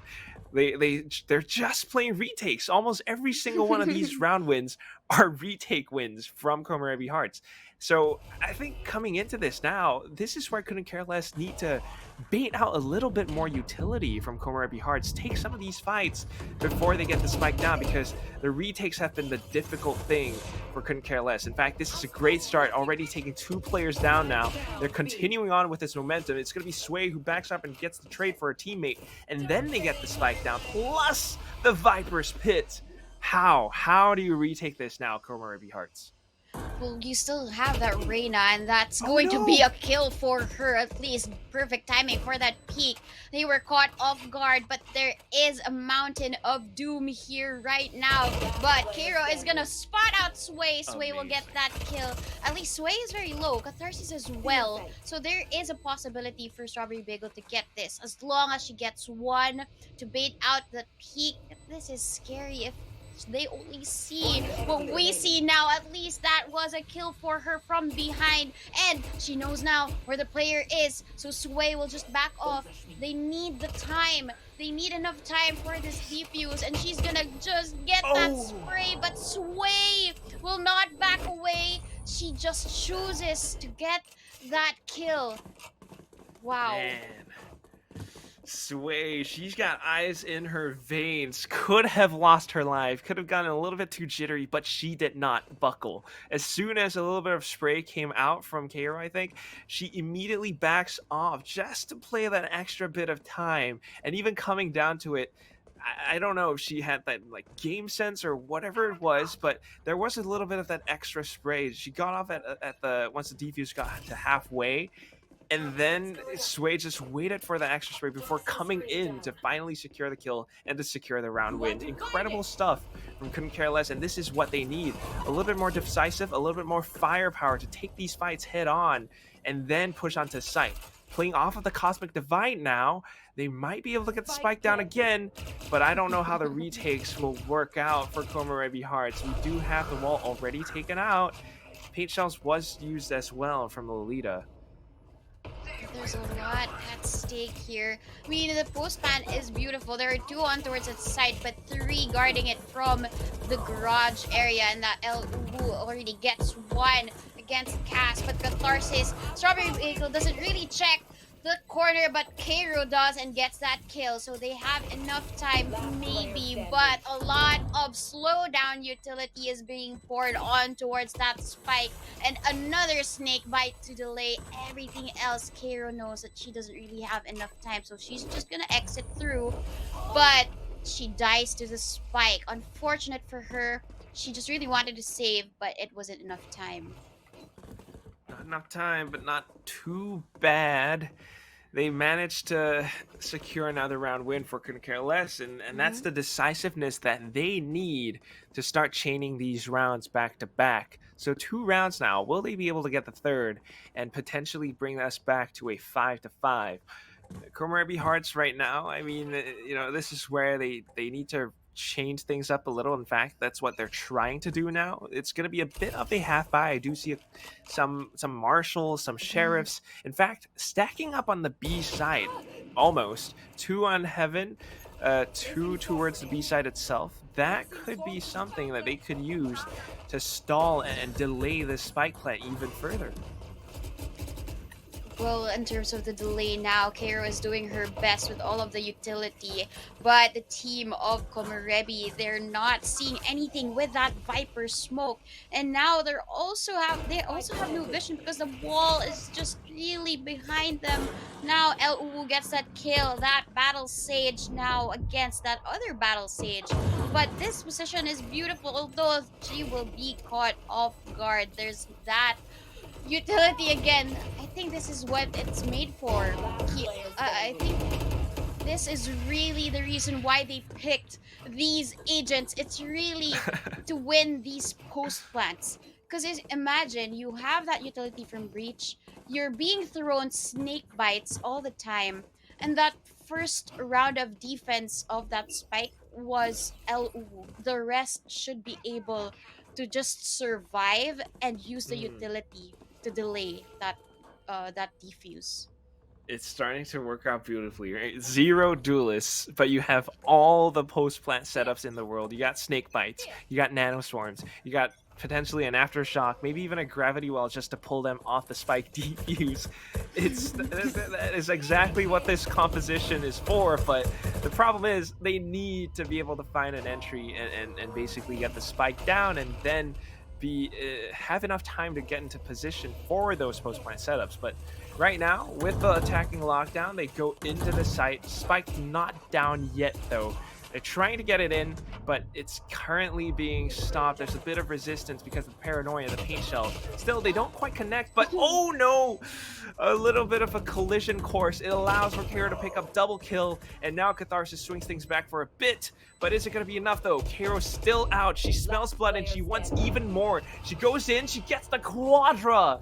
And Exaki is getting another kill in towards Garage as well. They come in the full death squad. This time, no post-plant setups for Couldn't Care Less. Yeah, they just gave it away. I mean, they gave the site away because of the lockdown. At least they had to back out. But once the lockdown was finished, they all had positions that really gained them that advantage. And Cairo was just holding that part of the B site.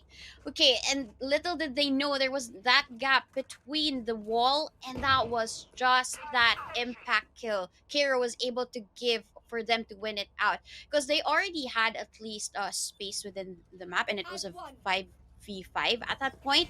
So that's gonna be scary for the retake. Imagine how much utility is gonna be poured out to you, but Cairo was able to get those impact kills, and I think this is what KOMOREBI needs now. Maybe deny the entry, as you mentioned, because they don't really have that duelist.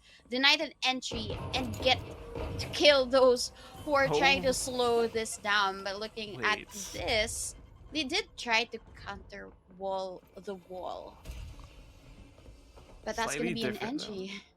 Okay. She's trying to sell a fake because the rest of the team are going in towards the A site. She does a little bit of damage, but not really connecting on towards a kill. In fact, it's going to be K-Ro again, the Gandalf. She's on the A side. She might not have delayed the spike plant, but she was able to pick off a kill, and that really weakens Couldn't Care Less's post plant. They're trying to go in to stop that lockdown, though, but they can't. Fear Rank that goes in. She gets met by K-Ro's crosshair, and right now Lolita with a showstopper just pushing off El Uwu. No chance you want to peek this. In fact, she pushes past the smoke, but she gets met with the Phantom. So here we go. Another win for KOMOREBI Hearts, but going into this one, it's the last round of the first half, and I don't know what Couldn't Care Less could do. Well, we're seeing a similar scenario here, but it's just Couldn't Care Less defending first, at least for the map of Ascent. But is it gonna carry out and maybe turn it around for the second half? But looking at how the team of KOMOREBI Hearts are defending the site, I mean, as you mentioned, like really, Kara was a Gandalf of that site. So even though they tried to sell a fake, Kara will always be that anchor to try and stop the push from that A site. And this is going to be scary because this is going to be quite a default play now for CCL, but they're going to double back. They're just going to show their faces on the A site, but they want to go back to B. But there are 3 people guarding B right now. So this is going to be quite tricky for them. Yeah, I mean, taking a look at, assuming that they don't have the vision that we do, Couldn't Care Less, they don't have all that much information.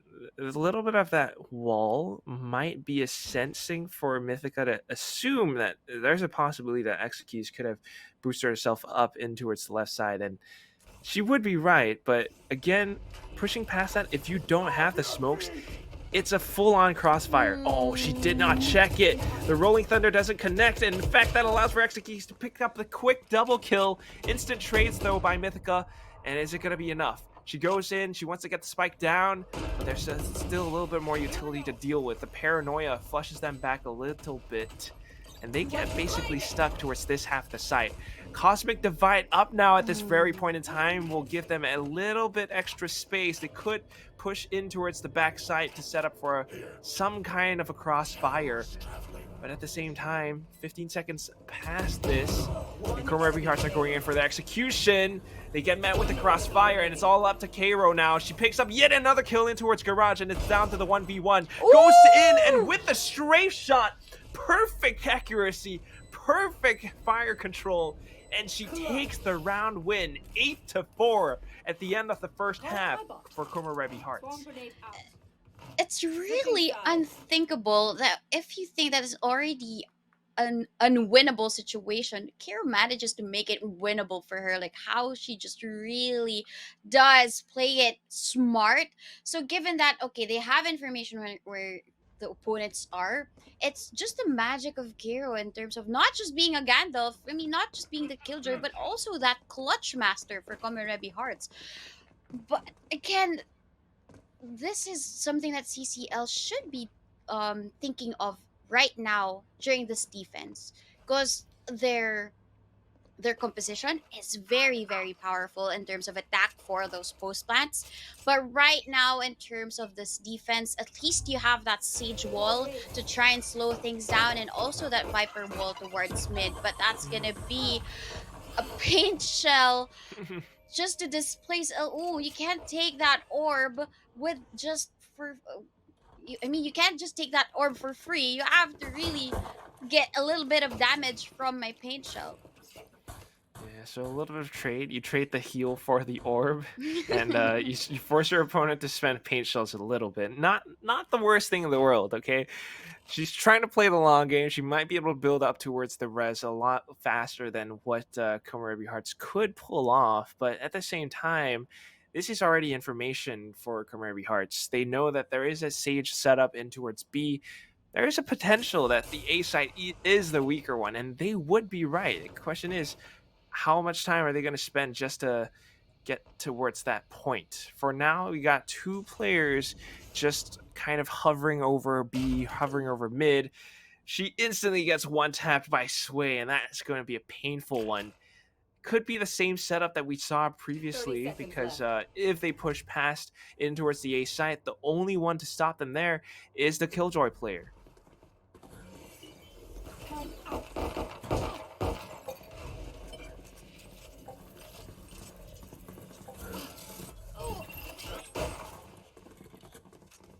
Seconds left. Spike carrier is hit. Spike down A.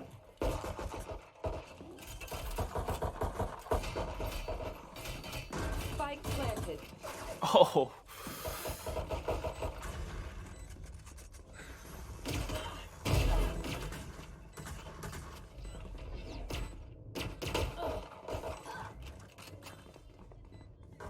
Last player standing.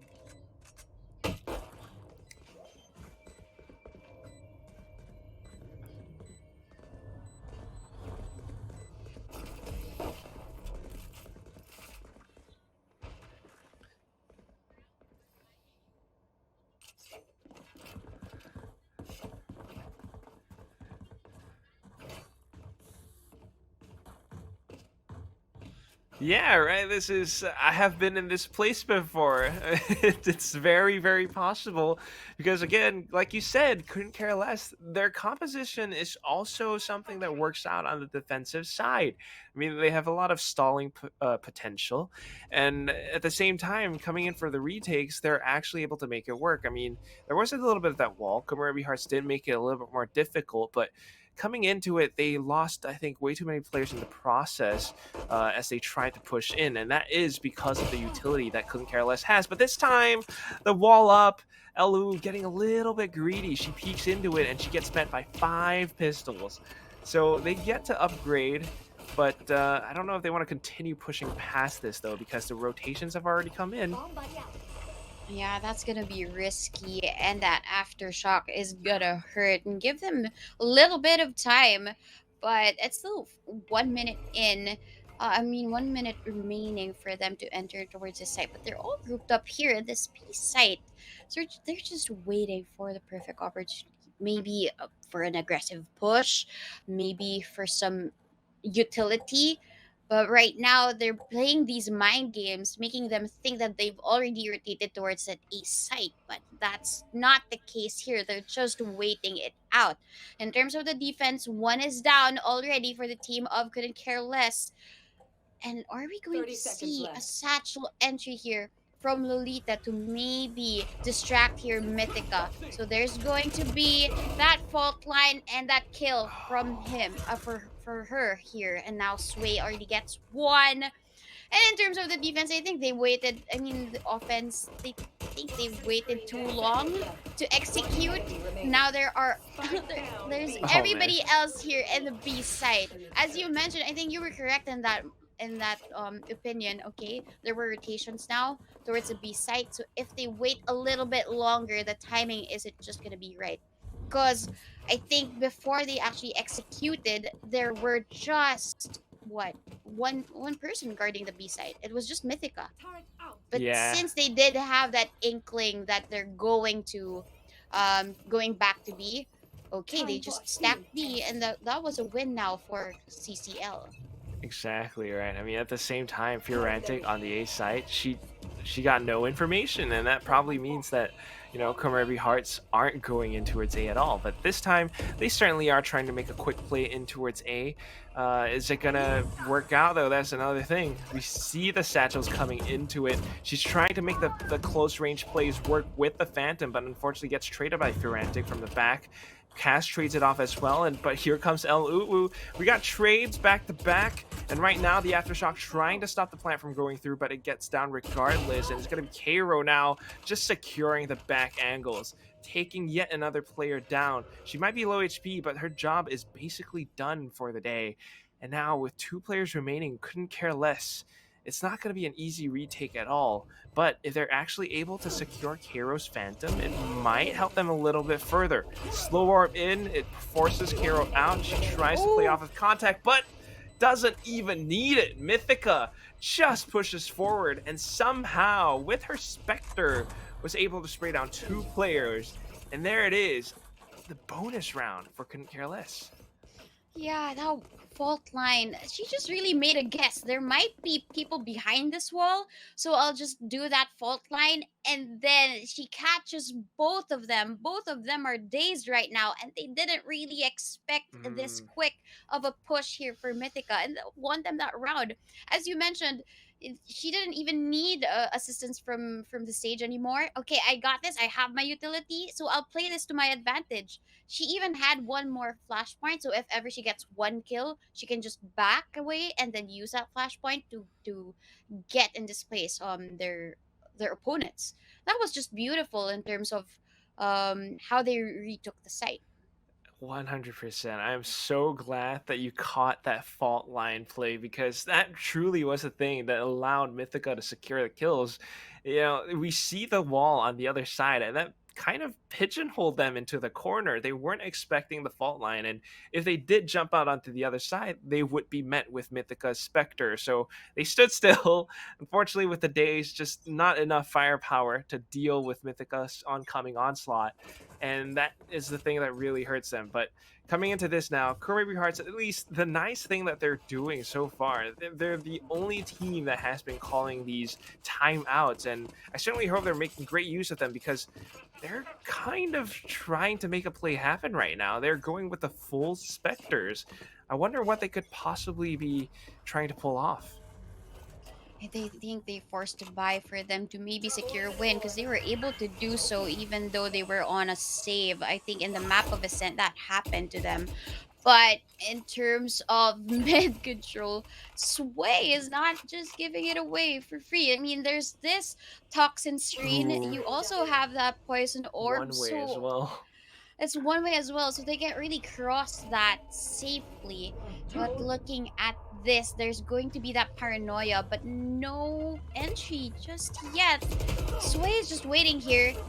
Strawberry Bagel actually Oh. spots her out, but good thing there were Lolita's paint shells.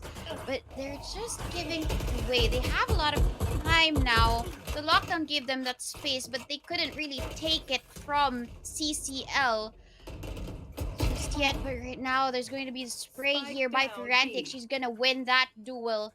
And now from a 4v3, we're now down to a two players remaining for KOMOREBI Hearts. They have to play this 30 smartly. seconds left. Kiro has been that type of player for the team. She just really wants to maybe get that kill against El Uwu. And now it's an even advantage in terms of the players. no. There's going to be a double. Firantic just sprays them through. They just Well, lined up for Firantic. kind of lined up, kind of just great sprays from Furantic. I mean, that is recoil control, and she really knows how to get that down pat. On the other side, I mean, it's a great attempt from Couldn't Care Less, right? They had two players remaining, and they were up against three, and we had Cairo just pushing in towards stairs, having an inkling of where the Sage player could be. She went in for, I mean, it wasn't exactly a pre-fire, but as soon as she saw a player, instantly reacted, took her down, swapped to the Phantom, and secured yet another kill. Just, unfortunately, wasn't able to take Fiorantic down.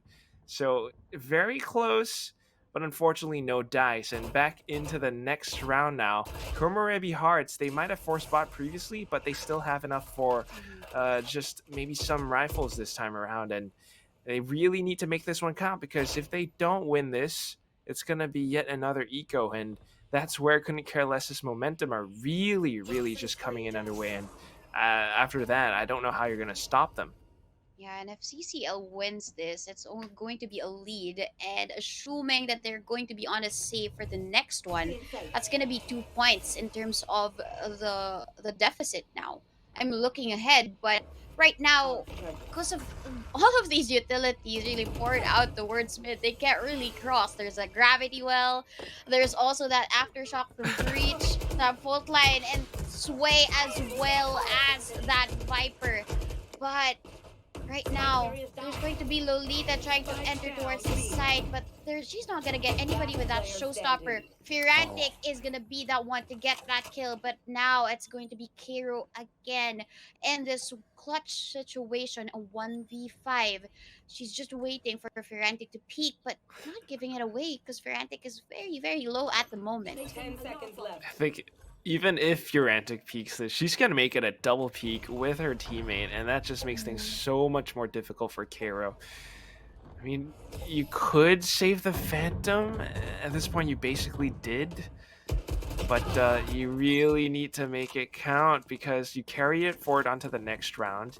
You don't get the round loss bonus. It's something that could affect your team's economy. But for now, so far so good, I guess. But couldn't care less's momentum. That's 5 rounds in a row, and they're not stopping at all. And it's like you said, any time they try to go somewhere, similarly to what we saw in Ascent, because of this current Asian composition, right? Like, there is not a thing that they could do. They wait out the time, but because you got 2 controllers to work against, by the time you make your way onto a side, you got like, what, 30 seconds left? It's very difficult for KOM. Yeah. And even now, for this round, all 5 ultimates of Couldn't Care Less is online. So that's going to be tricky in terms of this push now. Because if they go towards this A site, there's going to be at least that ultimate from Breach. And if they go towards mid, you have that Viper's Pit. So this is going to be tricky, and the reason why KOMOREBI Hearts is just waiting it out is because they have a lot of utilities to aggress towards A main.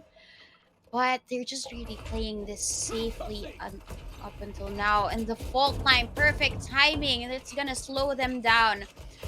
But is it going to be enough though? Because there are now 5 people running towards A heaven.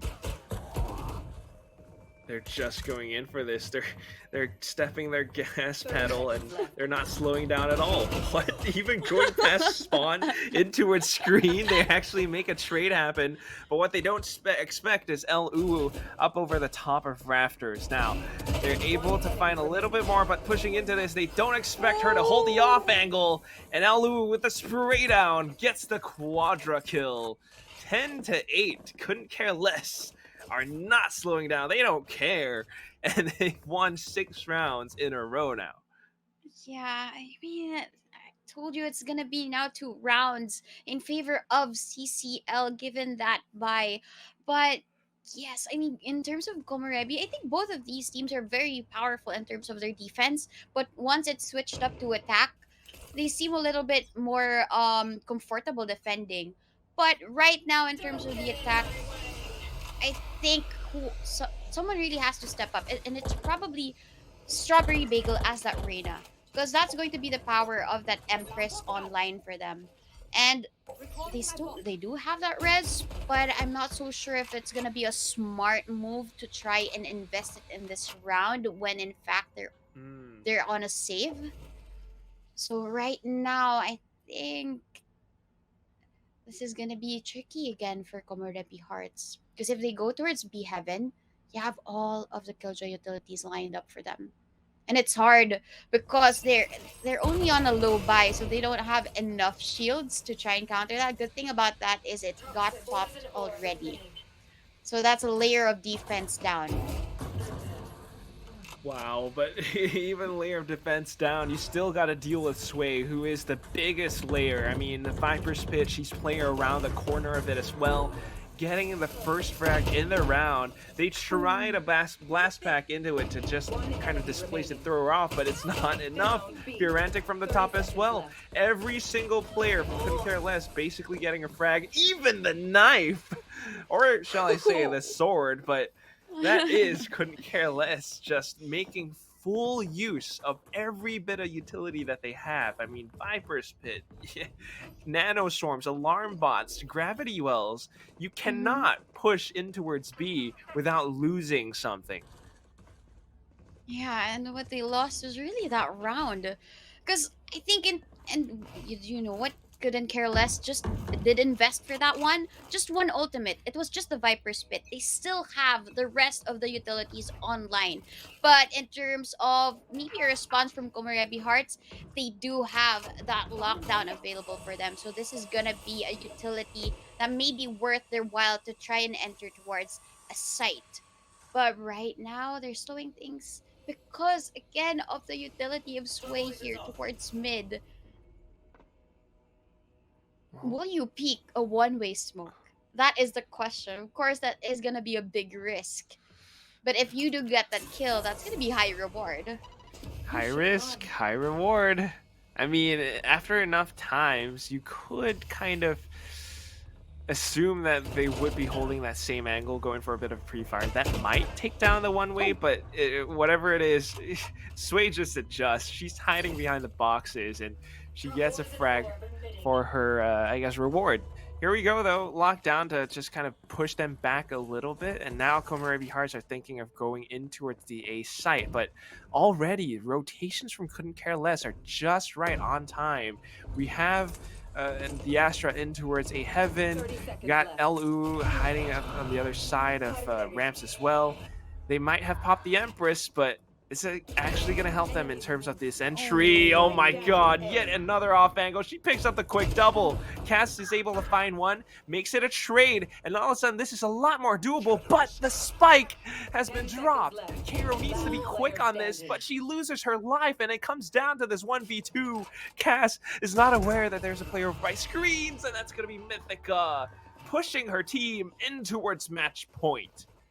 Oh no, this is really deja vu. I mean, it was KOMOREBI's lead earlier, but now CCL is striking back in this defense, and it doesn't seem that they're just giving it away. I mean, in terms of KOMOREBI's pushes, okay, they maybe get a casualty, but in terms of the retake or that defense of CCL, it just makes the site so hard to penetrate, and that's gonna be what now the case, because match point already, and this is gonna be Mythica getting that first kill.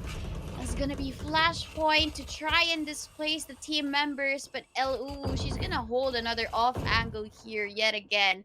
She's been getting those multi-kills using these off angles. She spots out Kairo here, but she just really backs out. Executes is gonna be successful with that resurrection, because Strawberry Bagel was just there to defend her comrade.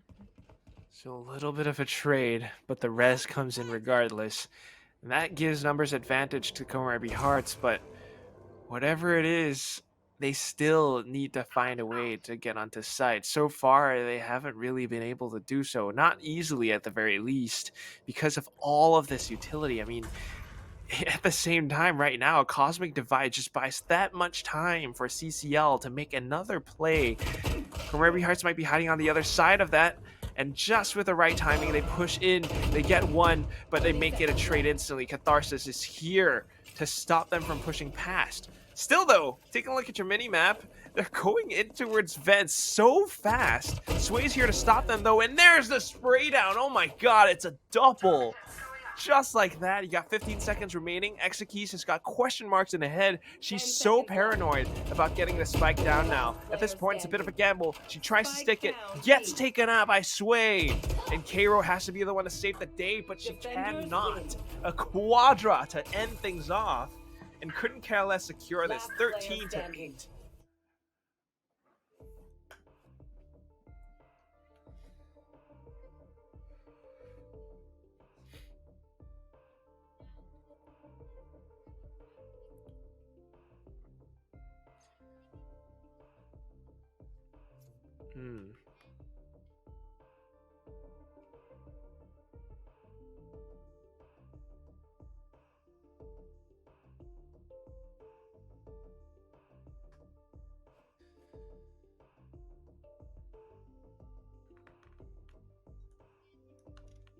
At least redemption in terms of defense.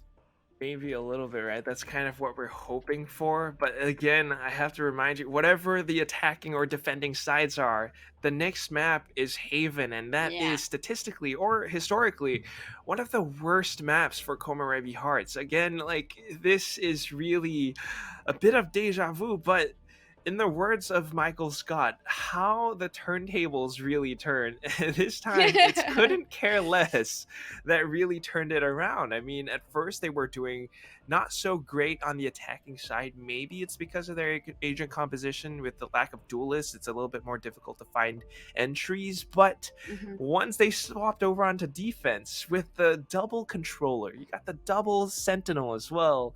It's just that much more difficult for Komorebi Hearts to find a way to even break past a place like, say, Mail Room, Be Heaven, whatever they tried. Anytime they set foot onto that one spot, it's just either utility or Sway hiding in a corner somewhere, and they couldn't break through. Yeah, and that's gonna be quite scary now for the team of Komorebi Hearts. Because looking at the scoreboard, it was Kiro again on top, but the rest of CCL just lined up below her. And in terms of the balance of the kills and the KDA, CCL was just really on point with that rate, and the rest of the team members of Komorebi Hearts really did not perform as well as we did see in the map of Ascent.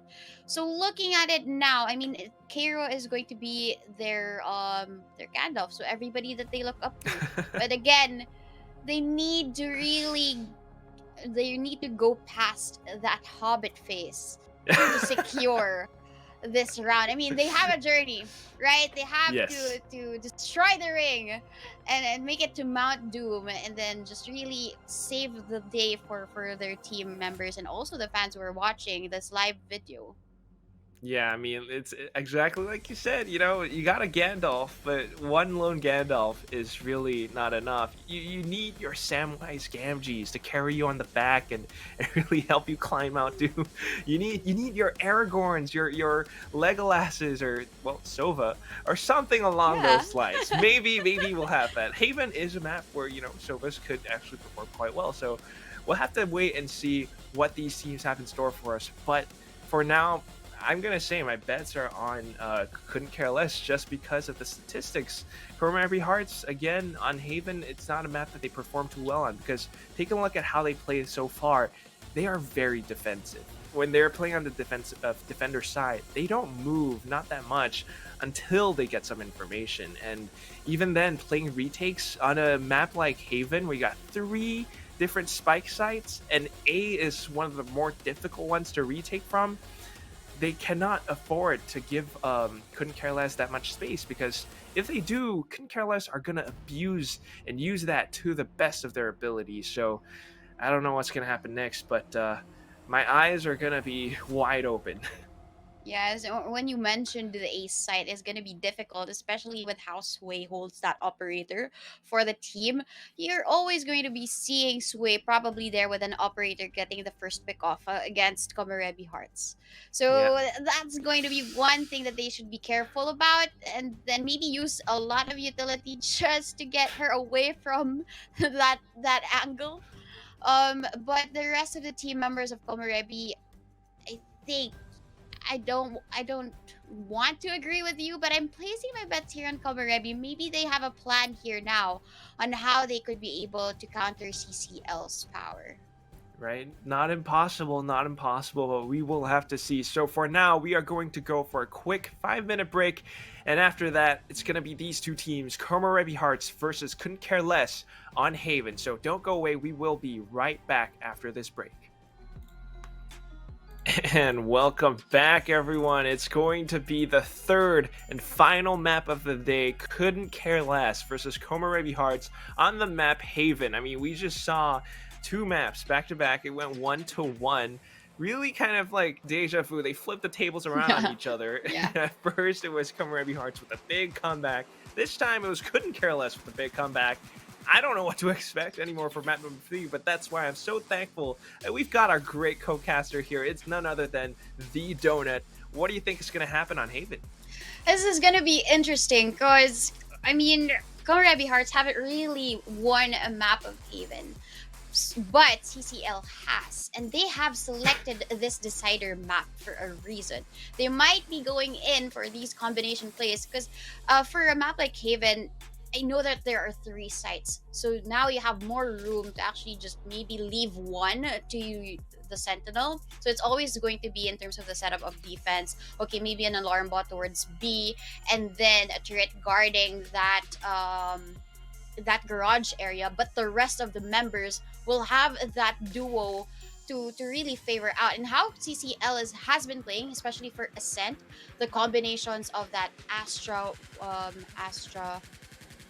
Gravity Well, Vector? and as Oh. well as that, what do you call that swarm grenade combos that we've been seeing from them. This will really play a big role for the map of Haven. So again, this was selected by Couldn't Care Less, and starting out on defense will be KOMOREBI Hearts. So not unless KOMOREBI Hearts get a very, very big lead during their defense, Couldn't Care Less can just easily again swap out and turn the things around once they're on the defense. Yeah, there's that big potential, and this is where I think, it really does kind of favor Couldn't Care Less a little bit, just because they've proven that, on maps where they get to be a little bit more aggressive, where they really get to control things, they really can perform. Every single one of their players. I mean, this is something we've mentioned before.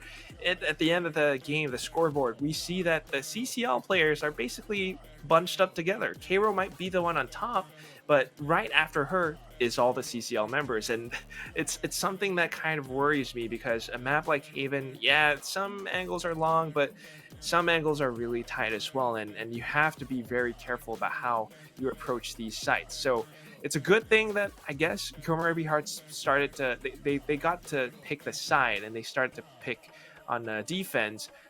It could be good, it could be bad, because it's Haven. You got Mhm. 3 spike sites, and if they are not able to play around this map and its features, it's something that could really hurt them in the long process, right? I mean, imagine if, like, the end of first half, it's something that favors CCL, like an 8-4. How do they come back on attack? So I don't really want to just like place my bets real quick, but I'm waiting to see what the agent composition would be.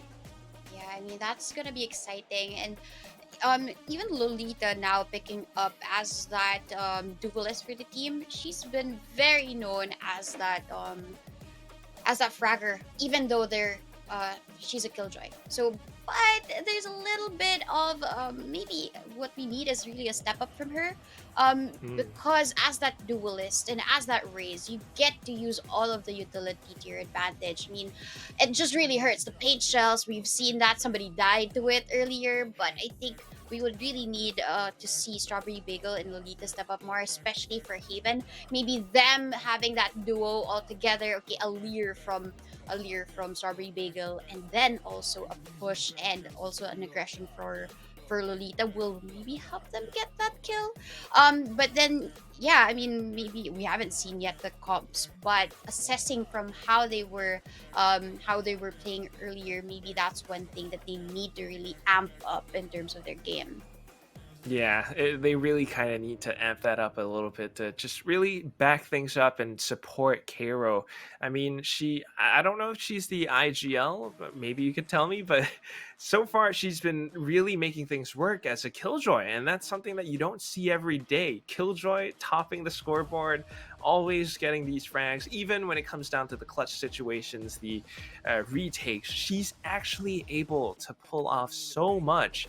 And as a Killjoy, it's not really because of utility. It comes down to her positioning, the way she's able to be the sentinel at the site, and then to stall as much as possible with her nanosword. So it's incredible stuff. Her team needs to be there to support that as well. Yeah. But again, on a map like Haven, I don't know. Do you think Killjoy is the way to go? Will she swap over onto something else?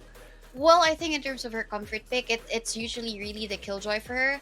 But as mentioned by other people, they do prefer to have that Cypher instead. Or some people have Mm. just dropped the Cypher entirely, having that Heart Sentinel, and instead going and opting for that double controller setup, maybe an Astra and Viper combination. Really works well for the map of Haven. But it just really goes down to how the collaboration takes place within the map, because of course if you don't really have that sentinel, you need that information, you need to have that alarm trigger. Okay, they're already entering the site, so now what should we do? But given that they have, if and when they would choose to have that double controller setup, then they must be hungry for that information, so they would have to peek dry, they would have to constantly jiggle peak, because they're not going to be secure at all during their defense. Yeah, that's something that we don't want to have happen. So I'm really hoping to see that this agent composition is going to be something that does favor them. But speaking of things like double controller, we have seen that from Couldn't Care Less. So I wouldn't be surprised if they go for that Astra Viper combo again. I say that, but now they've Ooh. swapped over onto something. In fact, it's double Sentinel. Is that really happening? Oh, right. Maybe there was a little bit of a connection issue. They're repicking things for a second, but if I'm not wrong, according to the rulebook, if you lock down your agent selection already, you have to pick that again. Yeah. So we might see a double Sentinel from Couldn't Care Less. Yeah, and they chose that cipher because it's very, very important. Like some people, they would like to play passive with that spy cam. So it's just really, okay, nobody defending the site, but I have the camera ready just in case, so I can give you information. Or that aggressive camera towards A main, that's always helpful for the teams, because you have to know how many would cross that A main door, or that tunnel towards a short. So that's going to be information, at least for a cipher. That's very, very vital for the team members. But maybe having that double sentinel setup will just really be an investment towards their defense. But it's Yes. important at least to have that stage to get that heal, right?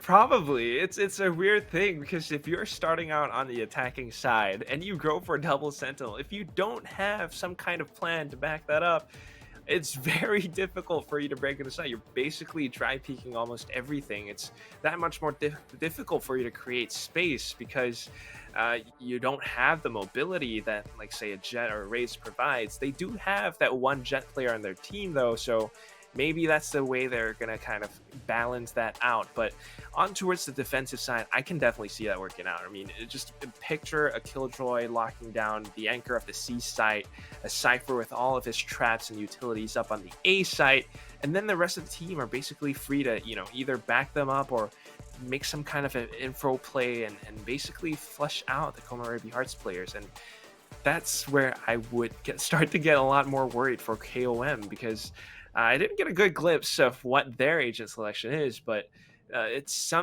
all these factors that they need to take into account to really counter whatever CCL might have in store for them. Well, in terms of their usual picks, KOMOREBI Hearts, it's Cass going to be that controller for the team. So usually she would do play the Omen. And right. Then right now for Exekeys, we saw her play the Sova for Ascent. This is interesting. Strawberry Bagel is hovering over Yoru and the map That of has to be a Haven. troll. It might not be one. If this is executed okay. perfectly, then that would make a lot more sense. But no, she just shifted back to the Phoenix instead. I would be I might be happy if she went with Yoru. That could be a very interesting thing, because we don't get to see too many Yorus. But whatever it is, it does seem like they're actually going to swap off of whatever they had earlier on. CCL, no double Sentinel. In fact, it's just Fiorantic on the Killjoy. But KOMOREBI Hearts now, hovering over these picks, it's... of course, Cairo on her comfort, cast a dedicated Omen, executes Sova, something that we saw basically almost identical as to what they had on Ascent, perhaps with the exception of Lolita. I'm not sure if she played Raze on Ascent.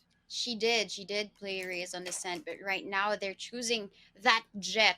And I think in terms of the mobility of the jet, she really does work well in terms of the defense, especially on the A side, because you can just go up those boxes and then dash out, just reposition. Gaining that higher ground is important to get that off angles. As we saw earlier, like it was, I think, El Ubu always holding those off angles and Mm. catching Komorebi Hearts off guard. And maybe this time Komorebi Hearts can do the same against CCL, getting those off angles instead, because that's one thing that I've noticed for the team of Komorebi. They always hold these usual angles, so they either get pre-fired or they Ah, get yeah. pre-aimed.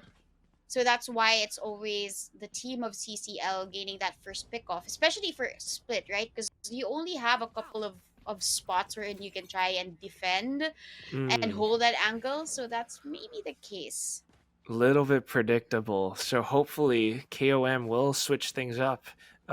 Meanwhile, couldn't care less already to start things off, looking to come up with some kind of mid aggression. At the same time, you do have that Astra Star up towards the mouth of A Long. It's something that they could use to pull off a fake and maybe get some kind of cross in towards A short. But whatever it is, it's not being used right now. In fact, it's going to be Sway trying to find something in towards Garage. But if she peeks this, okay, all right, she does take down the alarm bot. I thought it was going to be a lot worse, but Strawberry Bagel just backed up. So a little bit more defenses in towards C. And couldn't care less. Again, still just trying to find whatever they possibly can before committing to a site. And it seems like they're going to the A site now. The spike is slowly creeping in towards A long. But I guess this will be more of a distraction play again. They're trying to sell a fake here. So once Mythica will actually get triggered by this alarm, this turret, then that's going to be okay. Maybe they're going B. Or right now, though, it's Lolita spotting out a member of the team Oh, of no. CCL. But that's Cass already getting one kill. Lolita gets a second already, a third Ooh. one, at least for this round. 2 kills for Lolita right now, but it's also Strawberry Bagel helping out her teammate, and Mythica is down to 1v4. What can you do if 4 people are peeking at you? Just maybe get one and then just lose the round entirely, because it's Komorebi Hearts gaining that pistol in this defense. And that's the Lolita that we were looking for, with her pistols just hiding behind the crates on a site, peeking at the perfect time to take the spike carrier down and then snapping onto the next target. She's starting to, chain some kills together now, and before long she's going to get her ultimate, her Blade Storm, and this is an incredibly strong start for Komorebi Hearts. Slightly different, couldn't care less, because they're playing a lot more hesitantly. The way that they're trying to approach it without any information, they don't feel too comfortable. In fact, just hiding around the other side of B, I'm pretty sure they hear the same turret placement. If they walk into Garage, though, it might just bite them in the back. They take out the utility, but here comes the curveball.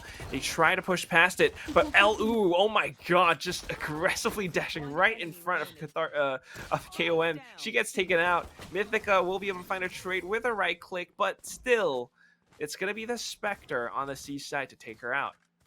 Yep, and that's a healthy round now for Komorebi, but I think they're just maybe able to loan Cairo now a ghost for this round, because the team of CCL, they're able to buy up now. I mean, they've stocked up on the money. They have now the Phantoms and the Vandals that they need to get this win. And in terms of their entries, it hasn't really been clean. Well, the last round was a disadvantage because of the guns, but now that we're seeing Sway here really charge up towards the C side, then this might be the X factor that we want to see for CCL. Looking at this Wow. now, there's just going in that side. They're pressing W, but little do they know that Execution is here, but she gets taken down by El Ubu, and this is gonna be a plant secured now for Firantic, and the rest of the team members of CCL are very, very low, but El Uwu already gets that kill. There's gonna be a dash out. She wants to take a safe haven back towards this site.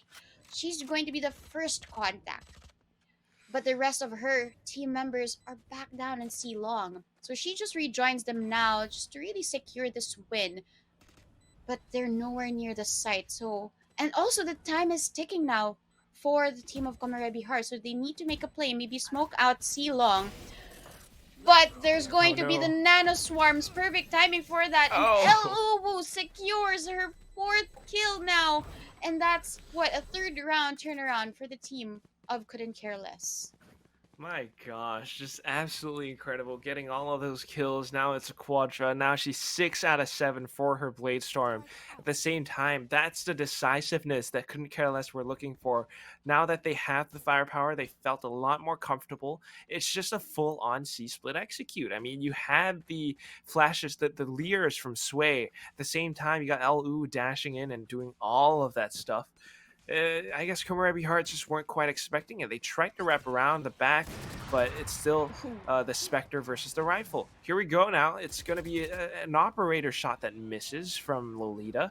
She gets the information, though, and I think that's what they were looking for. Now, even if CCL tries to break onto the A site, they're going to be met with a whole lot of resistance.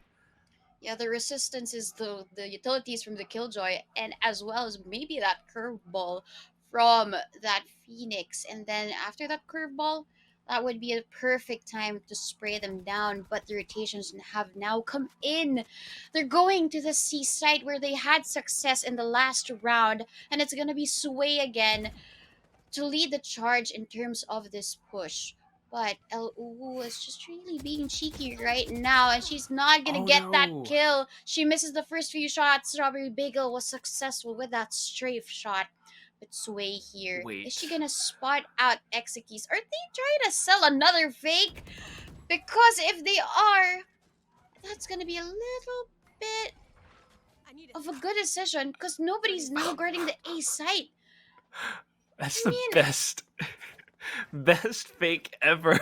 Sway gets a kill, completely baits all the rotations out from KOMOREBI Hearts. Meanwhile, her team gets the spike down on A for free. At the same time, because of her positioning, Sway could wrap around back towards mid to cut people off on the rotate. She is in position to possibly meet the Jet player, but instead she's going to play it safe and go all the way back in towards A long. At the same time, you got to take into account, Couldn't Care Less are a team that play a lot of host plants. Take a look at this. You got the nanostorms, you got the shock darts, and then you have Sway. It's not going to be easy at all for KOM to come in for this retake. Yeah, but they do have a lot of utility invested to try and delay that spike diffuse. Lolita as well has that operator, and she gets that kill, and Cass there just wanted to move forward and get on with it already. Mythica, however, gets a kill with that shock dart, but that wasn't enough because they were at a woman disadvantage at that point. But and even Strawberry Bagel's info gathering ult, what she did there was just able to secure them that win. So all right, they know where they currently are within the map. So let's just try and hold it from here. That was a good play there for KOMOREBI Hearts. They just really didn't want to back down from it. And the funny thing is, the team of CCL, they weren't defending the spike so close to them. So that's why KOMOREBI Hearts just one smoke from Cass, and they can maybe get that spike diffuse. Right now. Yeah, sorry. That's the exact danger of trying to play the post plant. But exactly right now, it's going to be CCL trying to get some information. They have, not the best economy, but at the same time, it's going to be Lu, I believe, who has the Blade Storm up, and she's looking to make some plays with that ability. Lolita, though, still with the operator, does get a bit of information, but the main forces of CCL are headed towards the C site, and it's going to be Strawberry Bagel along with Exekis to receive this, immediately denying the Blade Storm, but getting traded as well. It's Mythica who seizes control over C. So now it's retakes game once more, and on C, it's a little bit difficult at the same time, just because the attackers can play all the way from C long. Yeah, and they have the utility for it. And Mythica actually gets down Cairo, but Cass will be there for the trade. It's gonna be a C-long defense of this spike, but will this be enough? Lolita has the Blade Storm, and she's gonna push forward. But Cass actually gets that kill. What did they not know? It's just Catharsis from behind getting that, and she's gonna be just dancing this cha-cha together with Lolita, and she's gonna win that. With what? A jumping frenzy shot?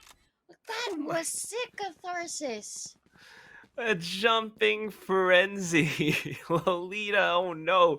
She had the weaponry, she had her Blade Storm, but kind of whiffed her shots at the same time, trying to wrap around the other side. If I'm not wrong, she saw uh, her, I don't know, her skirt, her fabric, her clothing, but just for whatever reason didn't like quite pre-fire that angle, and because of all that jumping it kind of threw her aim off a little bit. So I guess well played by Catharsis, because that was Lolita's kill to have. But whatever it is right now, couldn't care less, starting to bring the momentum back to their side, and it's time for KOMOREBI Hearts to put a stop to this, but I don't think they have the best economy right now. Yeah, they don't. What's good about this is at least they do have this crossfire here between Execute and Lolita. So this is just something that they have to hold at the moment. So at least Lolita now is the distraction. Somebody is behind that green box. And they just immediately back down. Okay, they know that there might be 3 players here in the C site. So let's just go back, because this is going to be a risky play. But Strawberry Bagels was actually holding a shorty, and it's not going to be something of use to her just yet, because everything else is in the B site. The spike is there. All of the utilities are invested there at the moment, because you have that cosmic divide as, I mean, slicing up the whole B site to prevent them from actually defusing it. Here it comes. It's still the same post plants. I don't know if they're going to actually be able to stop the defuse. So far, so good. The nanostorms are doing their job, but at the same time, you still got 3 more players to work against. Catharsis will make that a 2, and Fiorantic finds yet another. The sprays coming in onto Cairo, and Cairo just will not be able to matrix dodge those bullets. So couldn't care less, taking things back. The momentum on their side once more. They're starting to ride this wave, but KOM will be able to buy back into the next round. Yeah, they're able to buy up now, but again, they're going to get into that cycle of doom if they don't win this. I mean, the team of KOMOREBI, they might be blessed with a little bit of the loss bonus, but they can't really rely on that just yet. So they have to secure this win for them to get another full buy for the next one. But right now, it seems that the A site is their choice of site to take. But is it going to be Cairo just defending it from here? Oh, she has that lockdown, so she's gonna just use it at the same time with the attacker lockdown.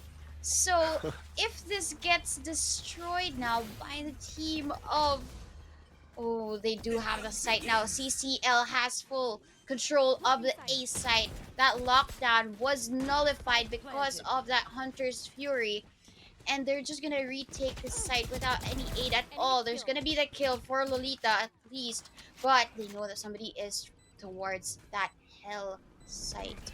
But again, the paranoia comes in, but no. instead, I was actually, the teammate got then blinded, and now Cass at least gets a kill of her own. It's a 3v2. They don't really have enough for post plant, but that's gotta hurt for Fiorantic, and even Cass gets that kill as well. And timing for that reload, as soon as the blaze was removed, Exekis was there to greet her and run her down. I was gonna say for a second, yeah, Cass did team flash Lolita, but thankfully she redeems herself with an entry frag of her own, allowing for the rest of her team to swarm a site and basically find whoever was left on couldn't care less. So they were able to bring the round back, a little bit labored, but still they make it work. But coming back into the next round, though, both sides, economy a little bit iffy. We do see a bit of Bulldog, some Spectres, but the question is still, what are Couldn't Care Less trying to pull off this time? They have the full Spectres and some Phantoms as well, but they're sending every single player down towards C. I think they got spotted because of the recon, and now this is information plenty, but the timing on the rotation is a bit slow. Yeah, because they don't know just yet. Because they've been trying to self-fix.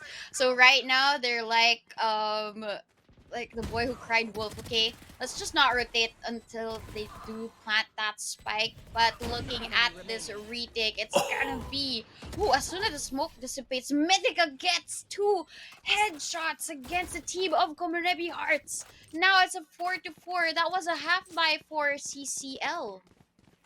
Half And buys, and somehow they were able to make it work. I mean, we had the share shots. I don't know. Yeah, I mean, Mythica gets the first one in terms of holding that site and gets another towards Lolita. Wow, I mean, I think they are having that hot hands already, the team of CCL. And as we've seen before, and as we've said before, it's gonna be important for them to really get hot. It's not just supposed to be Kero on that scoreboard, but it should be also the rest of the team of Komorebi Hearts. And as we're seeing now, the team of CCL, it's LO really being that entry for the team. She doesn't have any fear, and she's gonna walk through man. that C site and get the kill against Exekis. And that's going to be an open C site. And now the spike gets delivered at the same time. It's not just Elu on the site. You got Sway to back her up as well. Without the firepower, it just seems like Komorebi Hearts are a little bit more hesitant about going for retakes. They're hovering on the other side of the smokes. They're hoping for someone to walk into their crosshairs, but it's not going to happen that easily. Kaz now trying to push past the Nebula. She's going to get met with Sway's Bulldog, which bites her in the back. And then K-Ro. This is just working out to be very, very bad for Komorebi Hearts because if I'm not, it's going to be the second round in a row again for Couldn't Care Less, and it's their momentum that's starting to come into effect. Yeah, and we're just seeing a zigzag here. Okay, Komorebi Hearts gets 1 round, and then after that, Couldn't Care Less will respond back. But right now, it's Couldn't Care Less gaining that 2 points already in the last 2 rounds. So this is gonna be, yes, I agree with you, a little bit shaky now for Komorebi Hearts, especially if they don't beat. If they aren't really careful, especially with how El Uwu has been really creeping up each of the sites.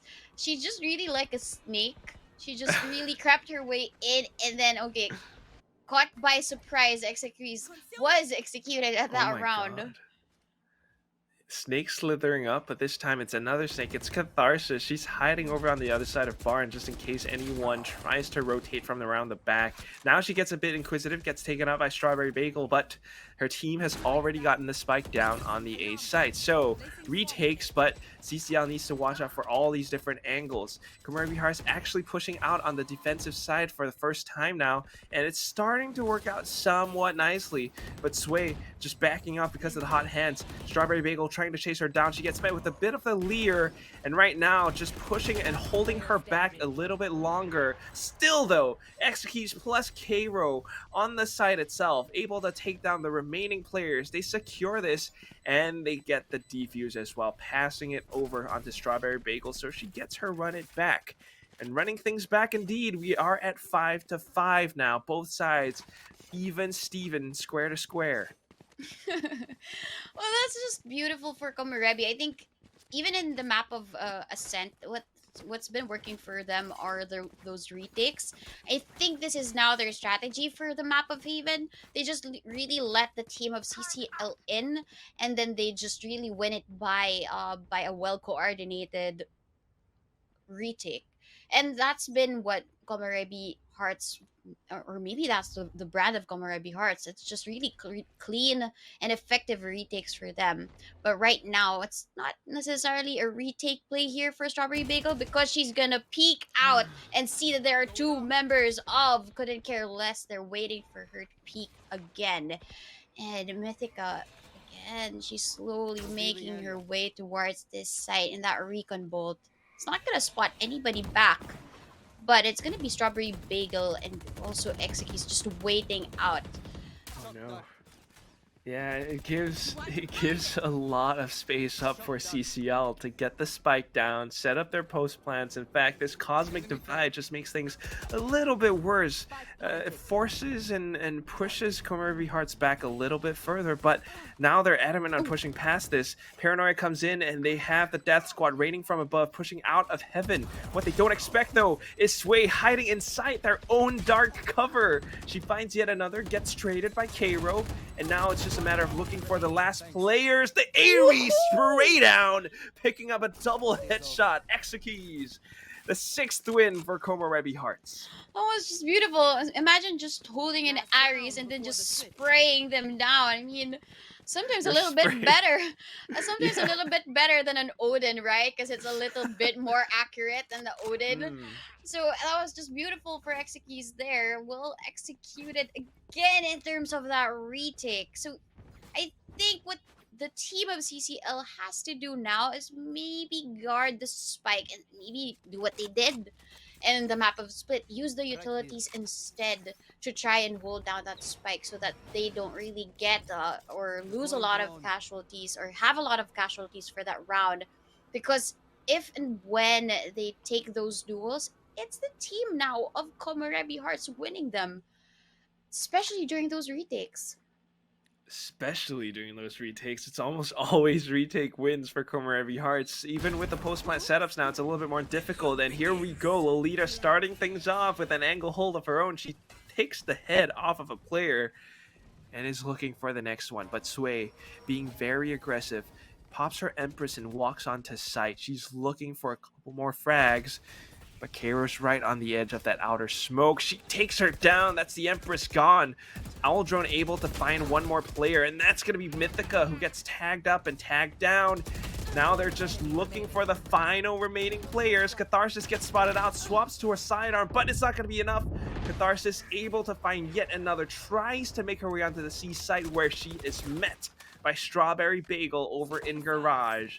KOMOREBI Hearts now starting to get a little bit more comfortable, a little bit more confident. They're moving all over the map, and because of that, able to take down the couldn't care less players when they try to attack and get the spike down. And what's important here is, in terms of the timing, they didn't really get that spike down, right? They already had B. They already invested smokes and a lot of the utilities towards B, but they just really waited it out before they successfully planted that spike, because they already had the first. I mean, Lolita had the first blood, but after that, in terms of the response, they just really scrambled their way in towards the B side, but nothing really happened for them in terms of the objective of really planting the spike and winning the round. So that was just really an opportunity lost for Couldn't Care Less. But in terms of the push now of wow, Team KOMOREBI, they're just gonna be sprayed down. No, they're not necessarily sprayed down, but they're gonna be swayed down here by Sway as she gets 2 kills already with that ghost. And now instantly they just go back. They know that there's somebody, and a lot of people have rotated already. But Karo, the patience game, is it gonna win her this round? Nobody's gonna be spotted out by that recon bolt, so they're just gonna back down. If they go back to B, they're gonna be greeted again by Sway and as well as Catharsis. So they have to be ready to take these duels. Are they gonna be ready though? Rotations have gone and they've gone back and forth, and now KOMOREBI Hearts trying to catch them off guard, pushing in towards a short, but oh my gosh, the fade away ghost headshot. Kaz is able to find one more, but not the second. Catharsis still holding things down, and now she knows the spike is over by a short. Karo might be able to retrieve it, but what more can she do after that? At this point, she has no choice but to get the spike planted on A, but that is where every single member of CCL are on. It comes down to the duels, and she's trying to isolate and get them down. Gets the first headshot, but runs out of ammo for the second. Fearantic will overwhelm her. And of course, taking the pistol round on the side of the second half. Yep, and now I don't want this to be the second deja vu already, because it was it was KOMOREBI Hearts with a lead, but it's always going to be the case that if somebody wins the pistol round, then they win the next one, and that's going to be a turnaround round for those who are buying up the rifles. But right now, in terms of this attack of KOMOREBI, they have to be really careful about the angles, because they do forget to check sometimes. And Hmm. like right now, they can't afford to have these mistakes to get that win. Well, I don't know how these mistakes will be forced out, but it's certainly something that they need to explore for now. It's going to be KOMOREBI Hearts again, getting a little bit inquisitive with their pistols, but LU will be able to shut that down for the time being. A little bit of shots in towards mid as well, and CCL are fully aware of this. I mean, the Aries just to warn them and push them back. Going for the reload, though, allows for Strawberry Bagel to kind of push up front a little. Owl Drone spots them out.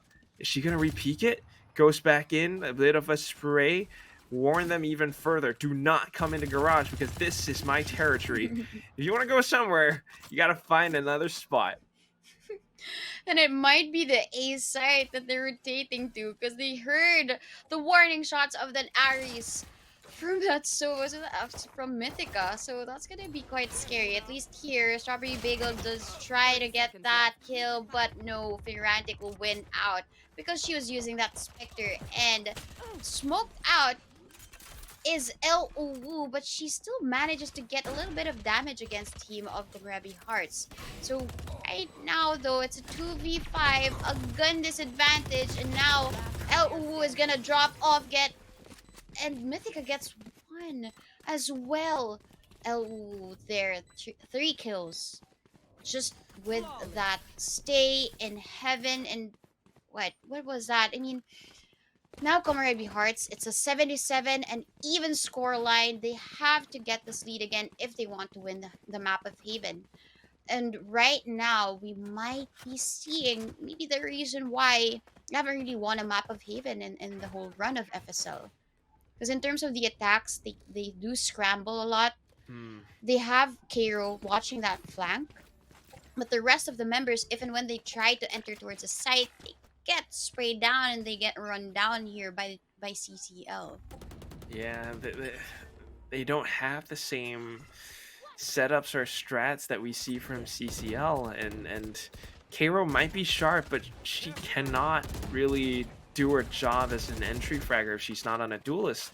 So it's a little bit more difficult, but she's gonna try anyway, and finding the opening pick that way certainly will work out for KOM. They get control over the site, Spike gets planted, and right now it's just a matter of holding a post plant where her Killjoy utilities will be able to help them out in full effect. Catharsis trying to peek outside of a link. She's starting to push past into this.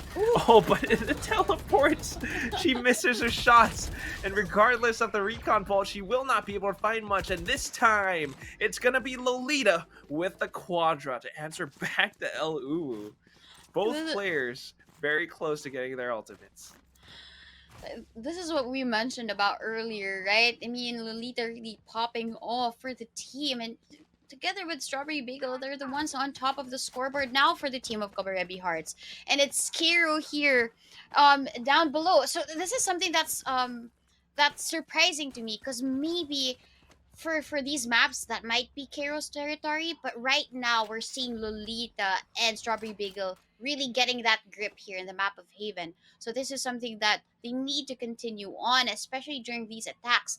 That it's very, very important to get the woman advantage, the man advantage for these, because you have 3 sites. Okay, once at least they get a pick off for anyone guarding the C site, then instantly there's going to be that rotate, and just like that, the A site is free if you look at the minimap. Exactly, and that is why I think maybe KOM aren't really committing to this yet. I say that, but now they just rush in towards Figurantic's crosshair. The sprays come through, and she takes down 3. KOM executes. She's looking to trade things back, but this time LU is ready. Strawberry Bagel, though, don't count her out. She's coming in from the back. She takes one down. Here's the hops probably from Garage, but won't be able to get the snap on towards Eluu, who takes her down, and we are back at an 8-8. An 8-8, and this is gonna be a seesaw battle from here on now for sure. Because okay, in terms of the attacks, KOMOREBI Hearts are assessing where would the Killjoy play. Let's not try and go there, because it's usually Garage in terms of the Killjoy, and even if they cross paths, it's going to be Ferrantic shutting them down. So right now, what they're looking for in terms of the opportunities within the map is find out where they currently are, and then let's find a way, a tactic, and how we can be able to like bully them on towards the side. And that's what happened earlier, supposedly. But once Ferrantic got that kill, then it was now a turnaround for the team of CCL. But here we see now Strawberry Bagel getting the opening pick that they need, but a trade instantly here. A jet for a jet right now for for round number 16. And Cairo here, she's the one scouting. Okay, this might be safe for us now. C might be safe for now because we have here Mythica. She can just really throw in a dart and maybe kill somebody through that smoke, but she doesn't do so. She just really wants to play it safe at the moment, and that lockdown is going to be their advantage now for this retake. At this point, it just means that you need to get your kills from C Long. It might be planted for that, but it's still going to be difficult to spray past the smokes if you don't have perfect line of sight, and because of that, the spike gets defused. It might be a bit of a bloodbath now, but the round has been gone over to CCL, and that's where they start to chain that momentum again. Their economy might not be the best right now, but neither is KOMOREBI Hearts, and in fact, with the operator in the hands of Eluu on the defensive side, it's something that KOMOREBI Hearts might not expect, and this is really, really going to hurt. Yeah, and now they're gonna be peeking towards her. They're gonna be greeted with an operator. All 5 of them are there, so they have to make sure that maybe a jet smokes it out first, or maybe use a cloud burst. Oh. But they do the jumping peaks instead, and that's going to be a shot missed here by Eluu now. But that's signal for them that they're towards an A site, so they have to be careful because these crossfires set up for the team is going to be effective, but it gets shut down by Strawberry Bagel here. Lolita up high, but Eluu a little bit higher than that. No kills just yet in terms of this retake, but the team of KOMOREBI Hearts, they're not budging. They're not giving away their positions except for Lolita being trapped down by that. But Strawberry Bagel already gets 3 with this retake. She gets the entry. She gets the 3K. And now it's up to Eluu. What can she do? She's just gonna save this. This cost me a lot for this round, and I don't want to lose it. So might as well just really carry this on to the next round. Still, though, I'm exceptionally impressed by Strawberry Bagel. I mean, picking up the Quadra, I'm not quite sure how she did it. Maybe it was the hot hands or the curveball to blind them as they tried to push past A-Link. But still, you gotta give her props for that. Spraying it down with the Vandal, picking up every single one of those kills right into that very choke point. Denied any sort of aggression from Couldn't Care Less. And, of course, bringing us back again to a tied game, 9-9. Still, though, Eluu does save her operator, and again, that could be something that slows it down a little bit. But you got to remember, the previous round she kind of whiffed her first shots because of the jumping. Yeah, so that's how you try and distract an operator, but Eluu doesn't miss this time. She does get Lolita, but Cairo is gonna be there for the trade. So another entry now by Strawberry Bagel. It's gonna be successful because Exekis now gets Mythica, and they have to really watch out for these flanks because there are 2 now. It's gonna be Catharsis and also Sway here trying to take a little bit of space from the team of KOMOREBI. So they're just gonna back down. We are already safe here in this site, and we don't want to lose any of these guns at the moment. So it's Exekeys now executing two people from CCL. And it's just down to Ferrantic. She has nothing to lose at this point, so she must just want to get a kill or two. But no, Cass is gonna shut her down. And that's a 10-9. I told you it was gonna be a seesaw battle at this point. It really, really is. But with the momentum on the side of KOM right now, with the operator gone, LU has no choice but to go with nothing but her Blade Storm. And that it's one of those things. Again, you got to keep in mind, jet nerf, right clicks won't refresh your knives, and LU has to be careful about that. At the same time, if they lose this round, KOMOREBI Hearts, now they'll be able to start going in with their momentum, and that's where things get a lot more trickier. She starts to get a little bit inquisitive, but hearing the gunshots, it's Lolita who pushes her back, and now they are looking to push along with this Aldrone. A-side has been successful for the past 2 rounds, but is it going to work for the third time? Or is third time the charm for CCL to stop this aggression? Well, looking at this, they just really backed away from this, but except El Ubu, who just really wanted to peek so dry and get that kill. So they do have the ace side, but they're not as comfortable now because of El Ubu's Blade Storm. She just really ran out of blades at the moment, but there is still a chance for them. Mythica, able to get a kill using just the shock darts.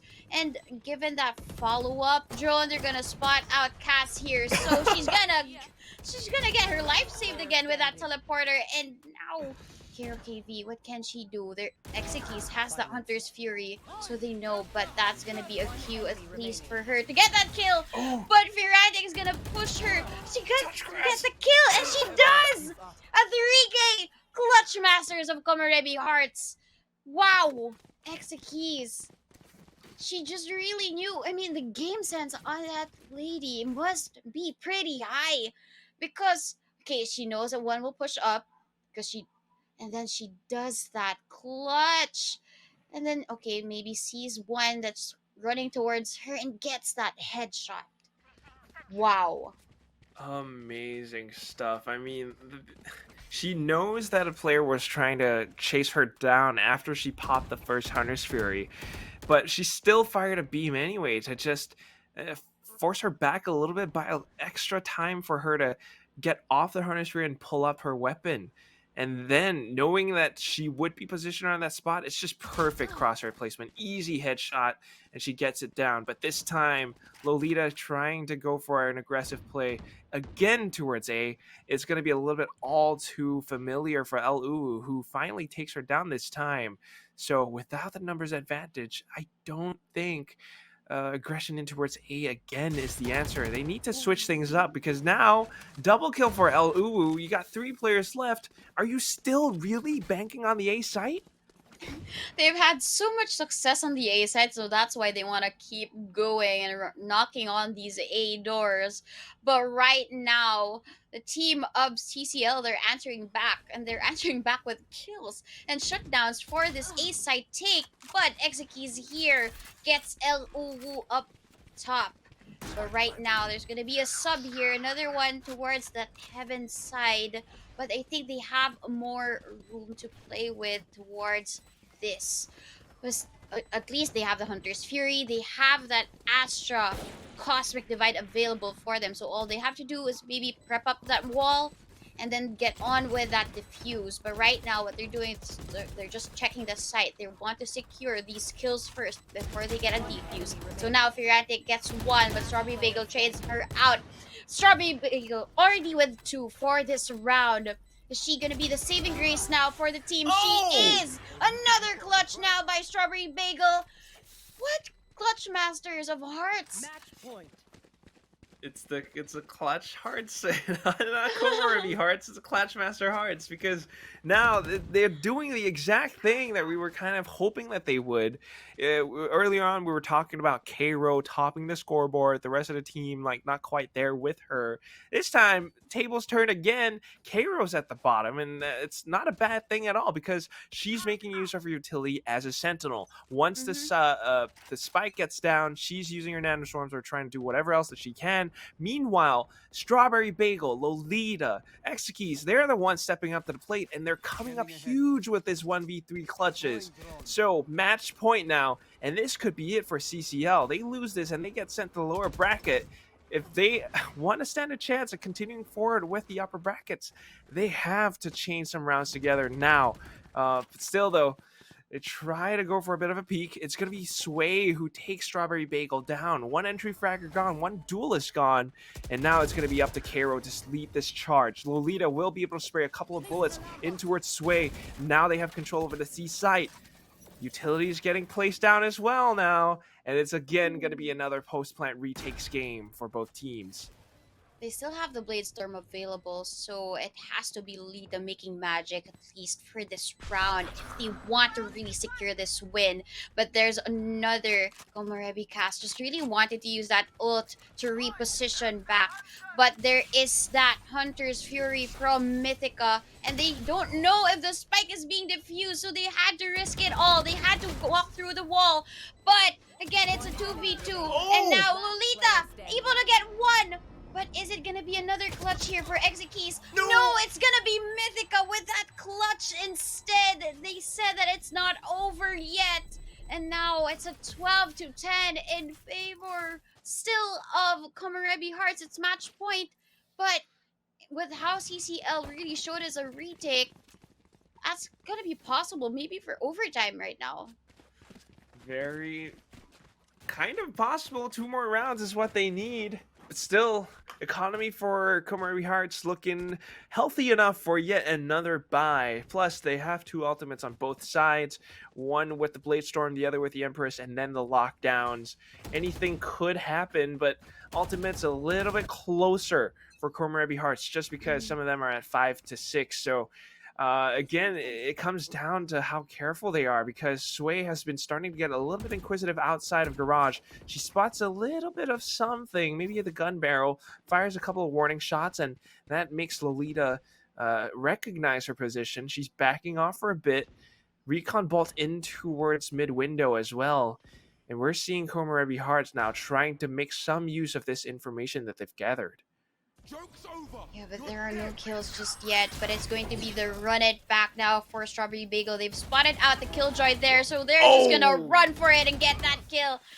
That run it back will be stopped at the moment because Sway just really wanted to decide so. But yes, that attacker Killjoy lockdown will give them the space that they need. But there's no lockdown now available for the team of CCL. Lockdown was online, but because of the death of that Killjoy, it's not going to be possible. At least LUU gets that kill already. But Exekeys, they decide to take the fight in Garage. But there are trades here now. This might be the last round that we're looking for because it's all up to Mythica. She won the clutch earlier. Is it going to be enough? It's not going to be enough because Exekeys wins this for the team. Now a 13-10 for KOMOREBI Hearts. They go and move forward to the upper brackets against Asteria. Incredible stuff. I mean, coming back down into it, just perfect usage of the run it back. Strawberry Bagel, highest kills in the game, maybe not highest average combat score, but 23-22 against LUU. She is just that sharp, that incredible, that courageous to push in towards Garage with her ultimate. In fact, getting that 1 kill on towards Fiorantic, I think, was the thing, the catalyst to start things off and turn things around completely for KOMOREBI Hearts. Getting that 1 kill, continuing on with the aggression. Sway might have shut down the run it back for the time being, but at the same time, the Empress kind of gave off her position for a second or two, and then it was just down to the perfect setup: Lolita and then Exekeys. One in garage, Lolita on the side itself, the dash away, and playing off of each other's contact. It's perfect stuff. And maybe we were saying that historically they weren't winning on Haven, but this is the start of something new. This is KOMOREBI Hearts starting to win on Haven. Yeah, and we're gonna say now that this is going to be a trophy win for them, because the map of Haven is a decider, and the decider is just really in favor of them because they're going against Asteria, and right now Couldn't Care Less is pushed down towards the lower bracket, and they're going against G9. Ooh.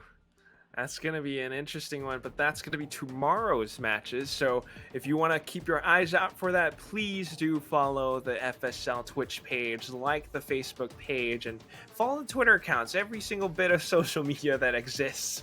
Of course, on Facebook, you'll have like some extra tidbits as well, because we got a series called Keeping Up with FSL that's hosted by Jenny Ray-Julie, and she goes for interviews with these players to, share a little bit more insight about how they train and what exactly it is that they do.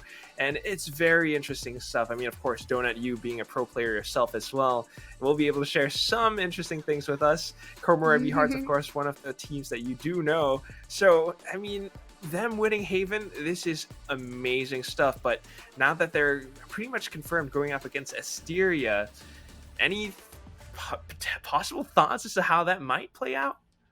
Well, we've seen how Asteria can be very dominating, as we saw earlier, especially for the map of Split. They don't really necessarily give it to their opponents in terms of the space and how powerful the judge plays can be, right? Oh, for the plays. team of Asteria. We didn't really see a lot of judge plays right now for this match, for this best of 3.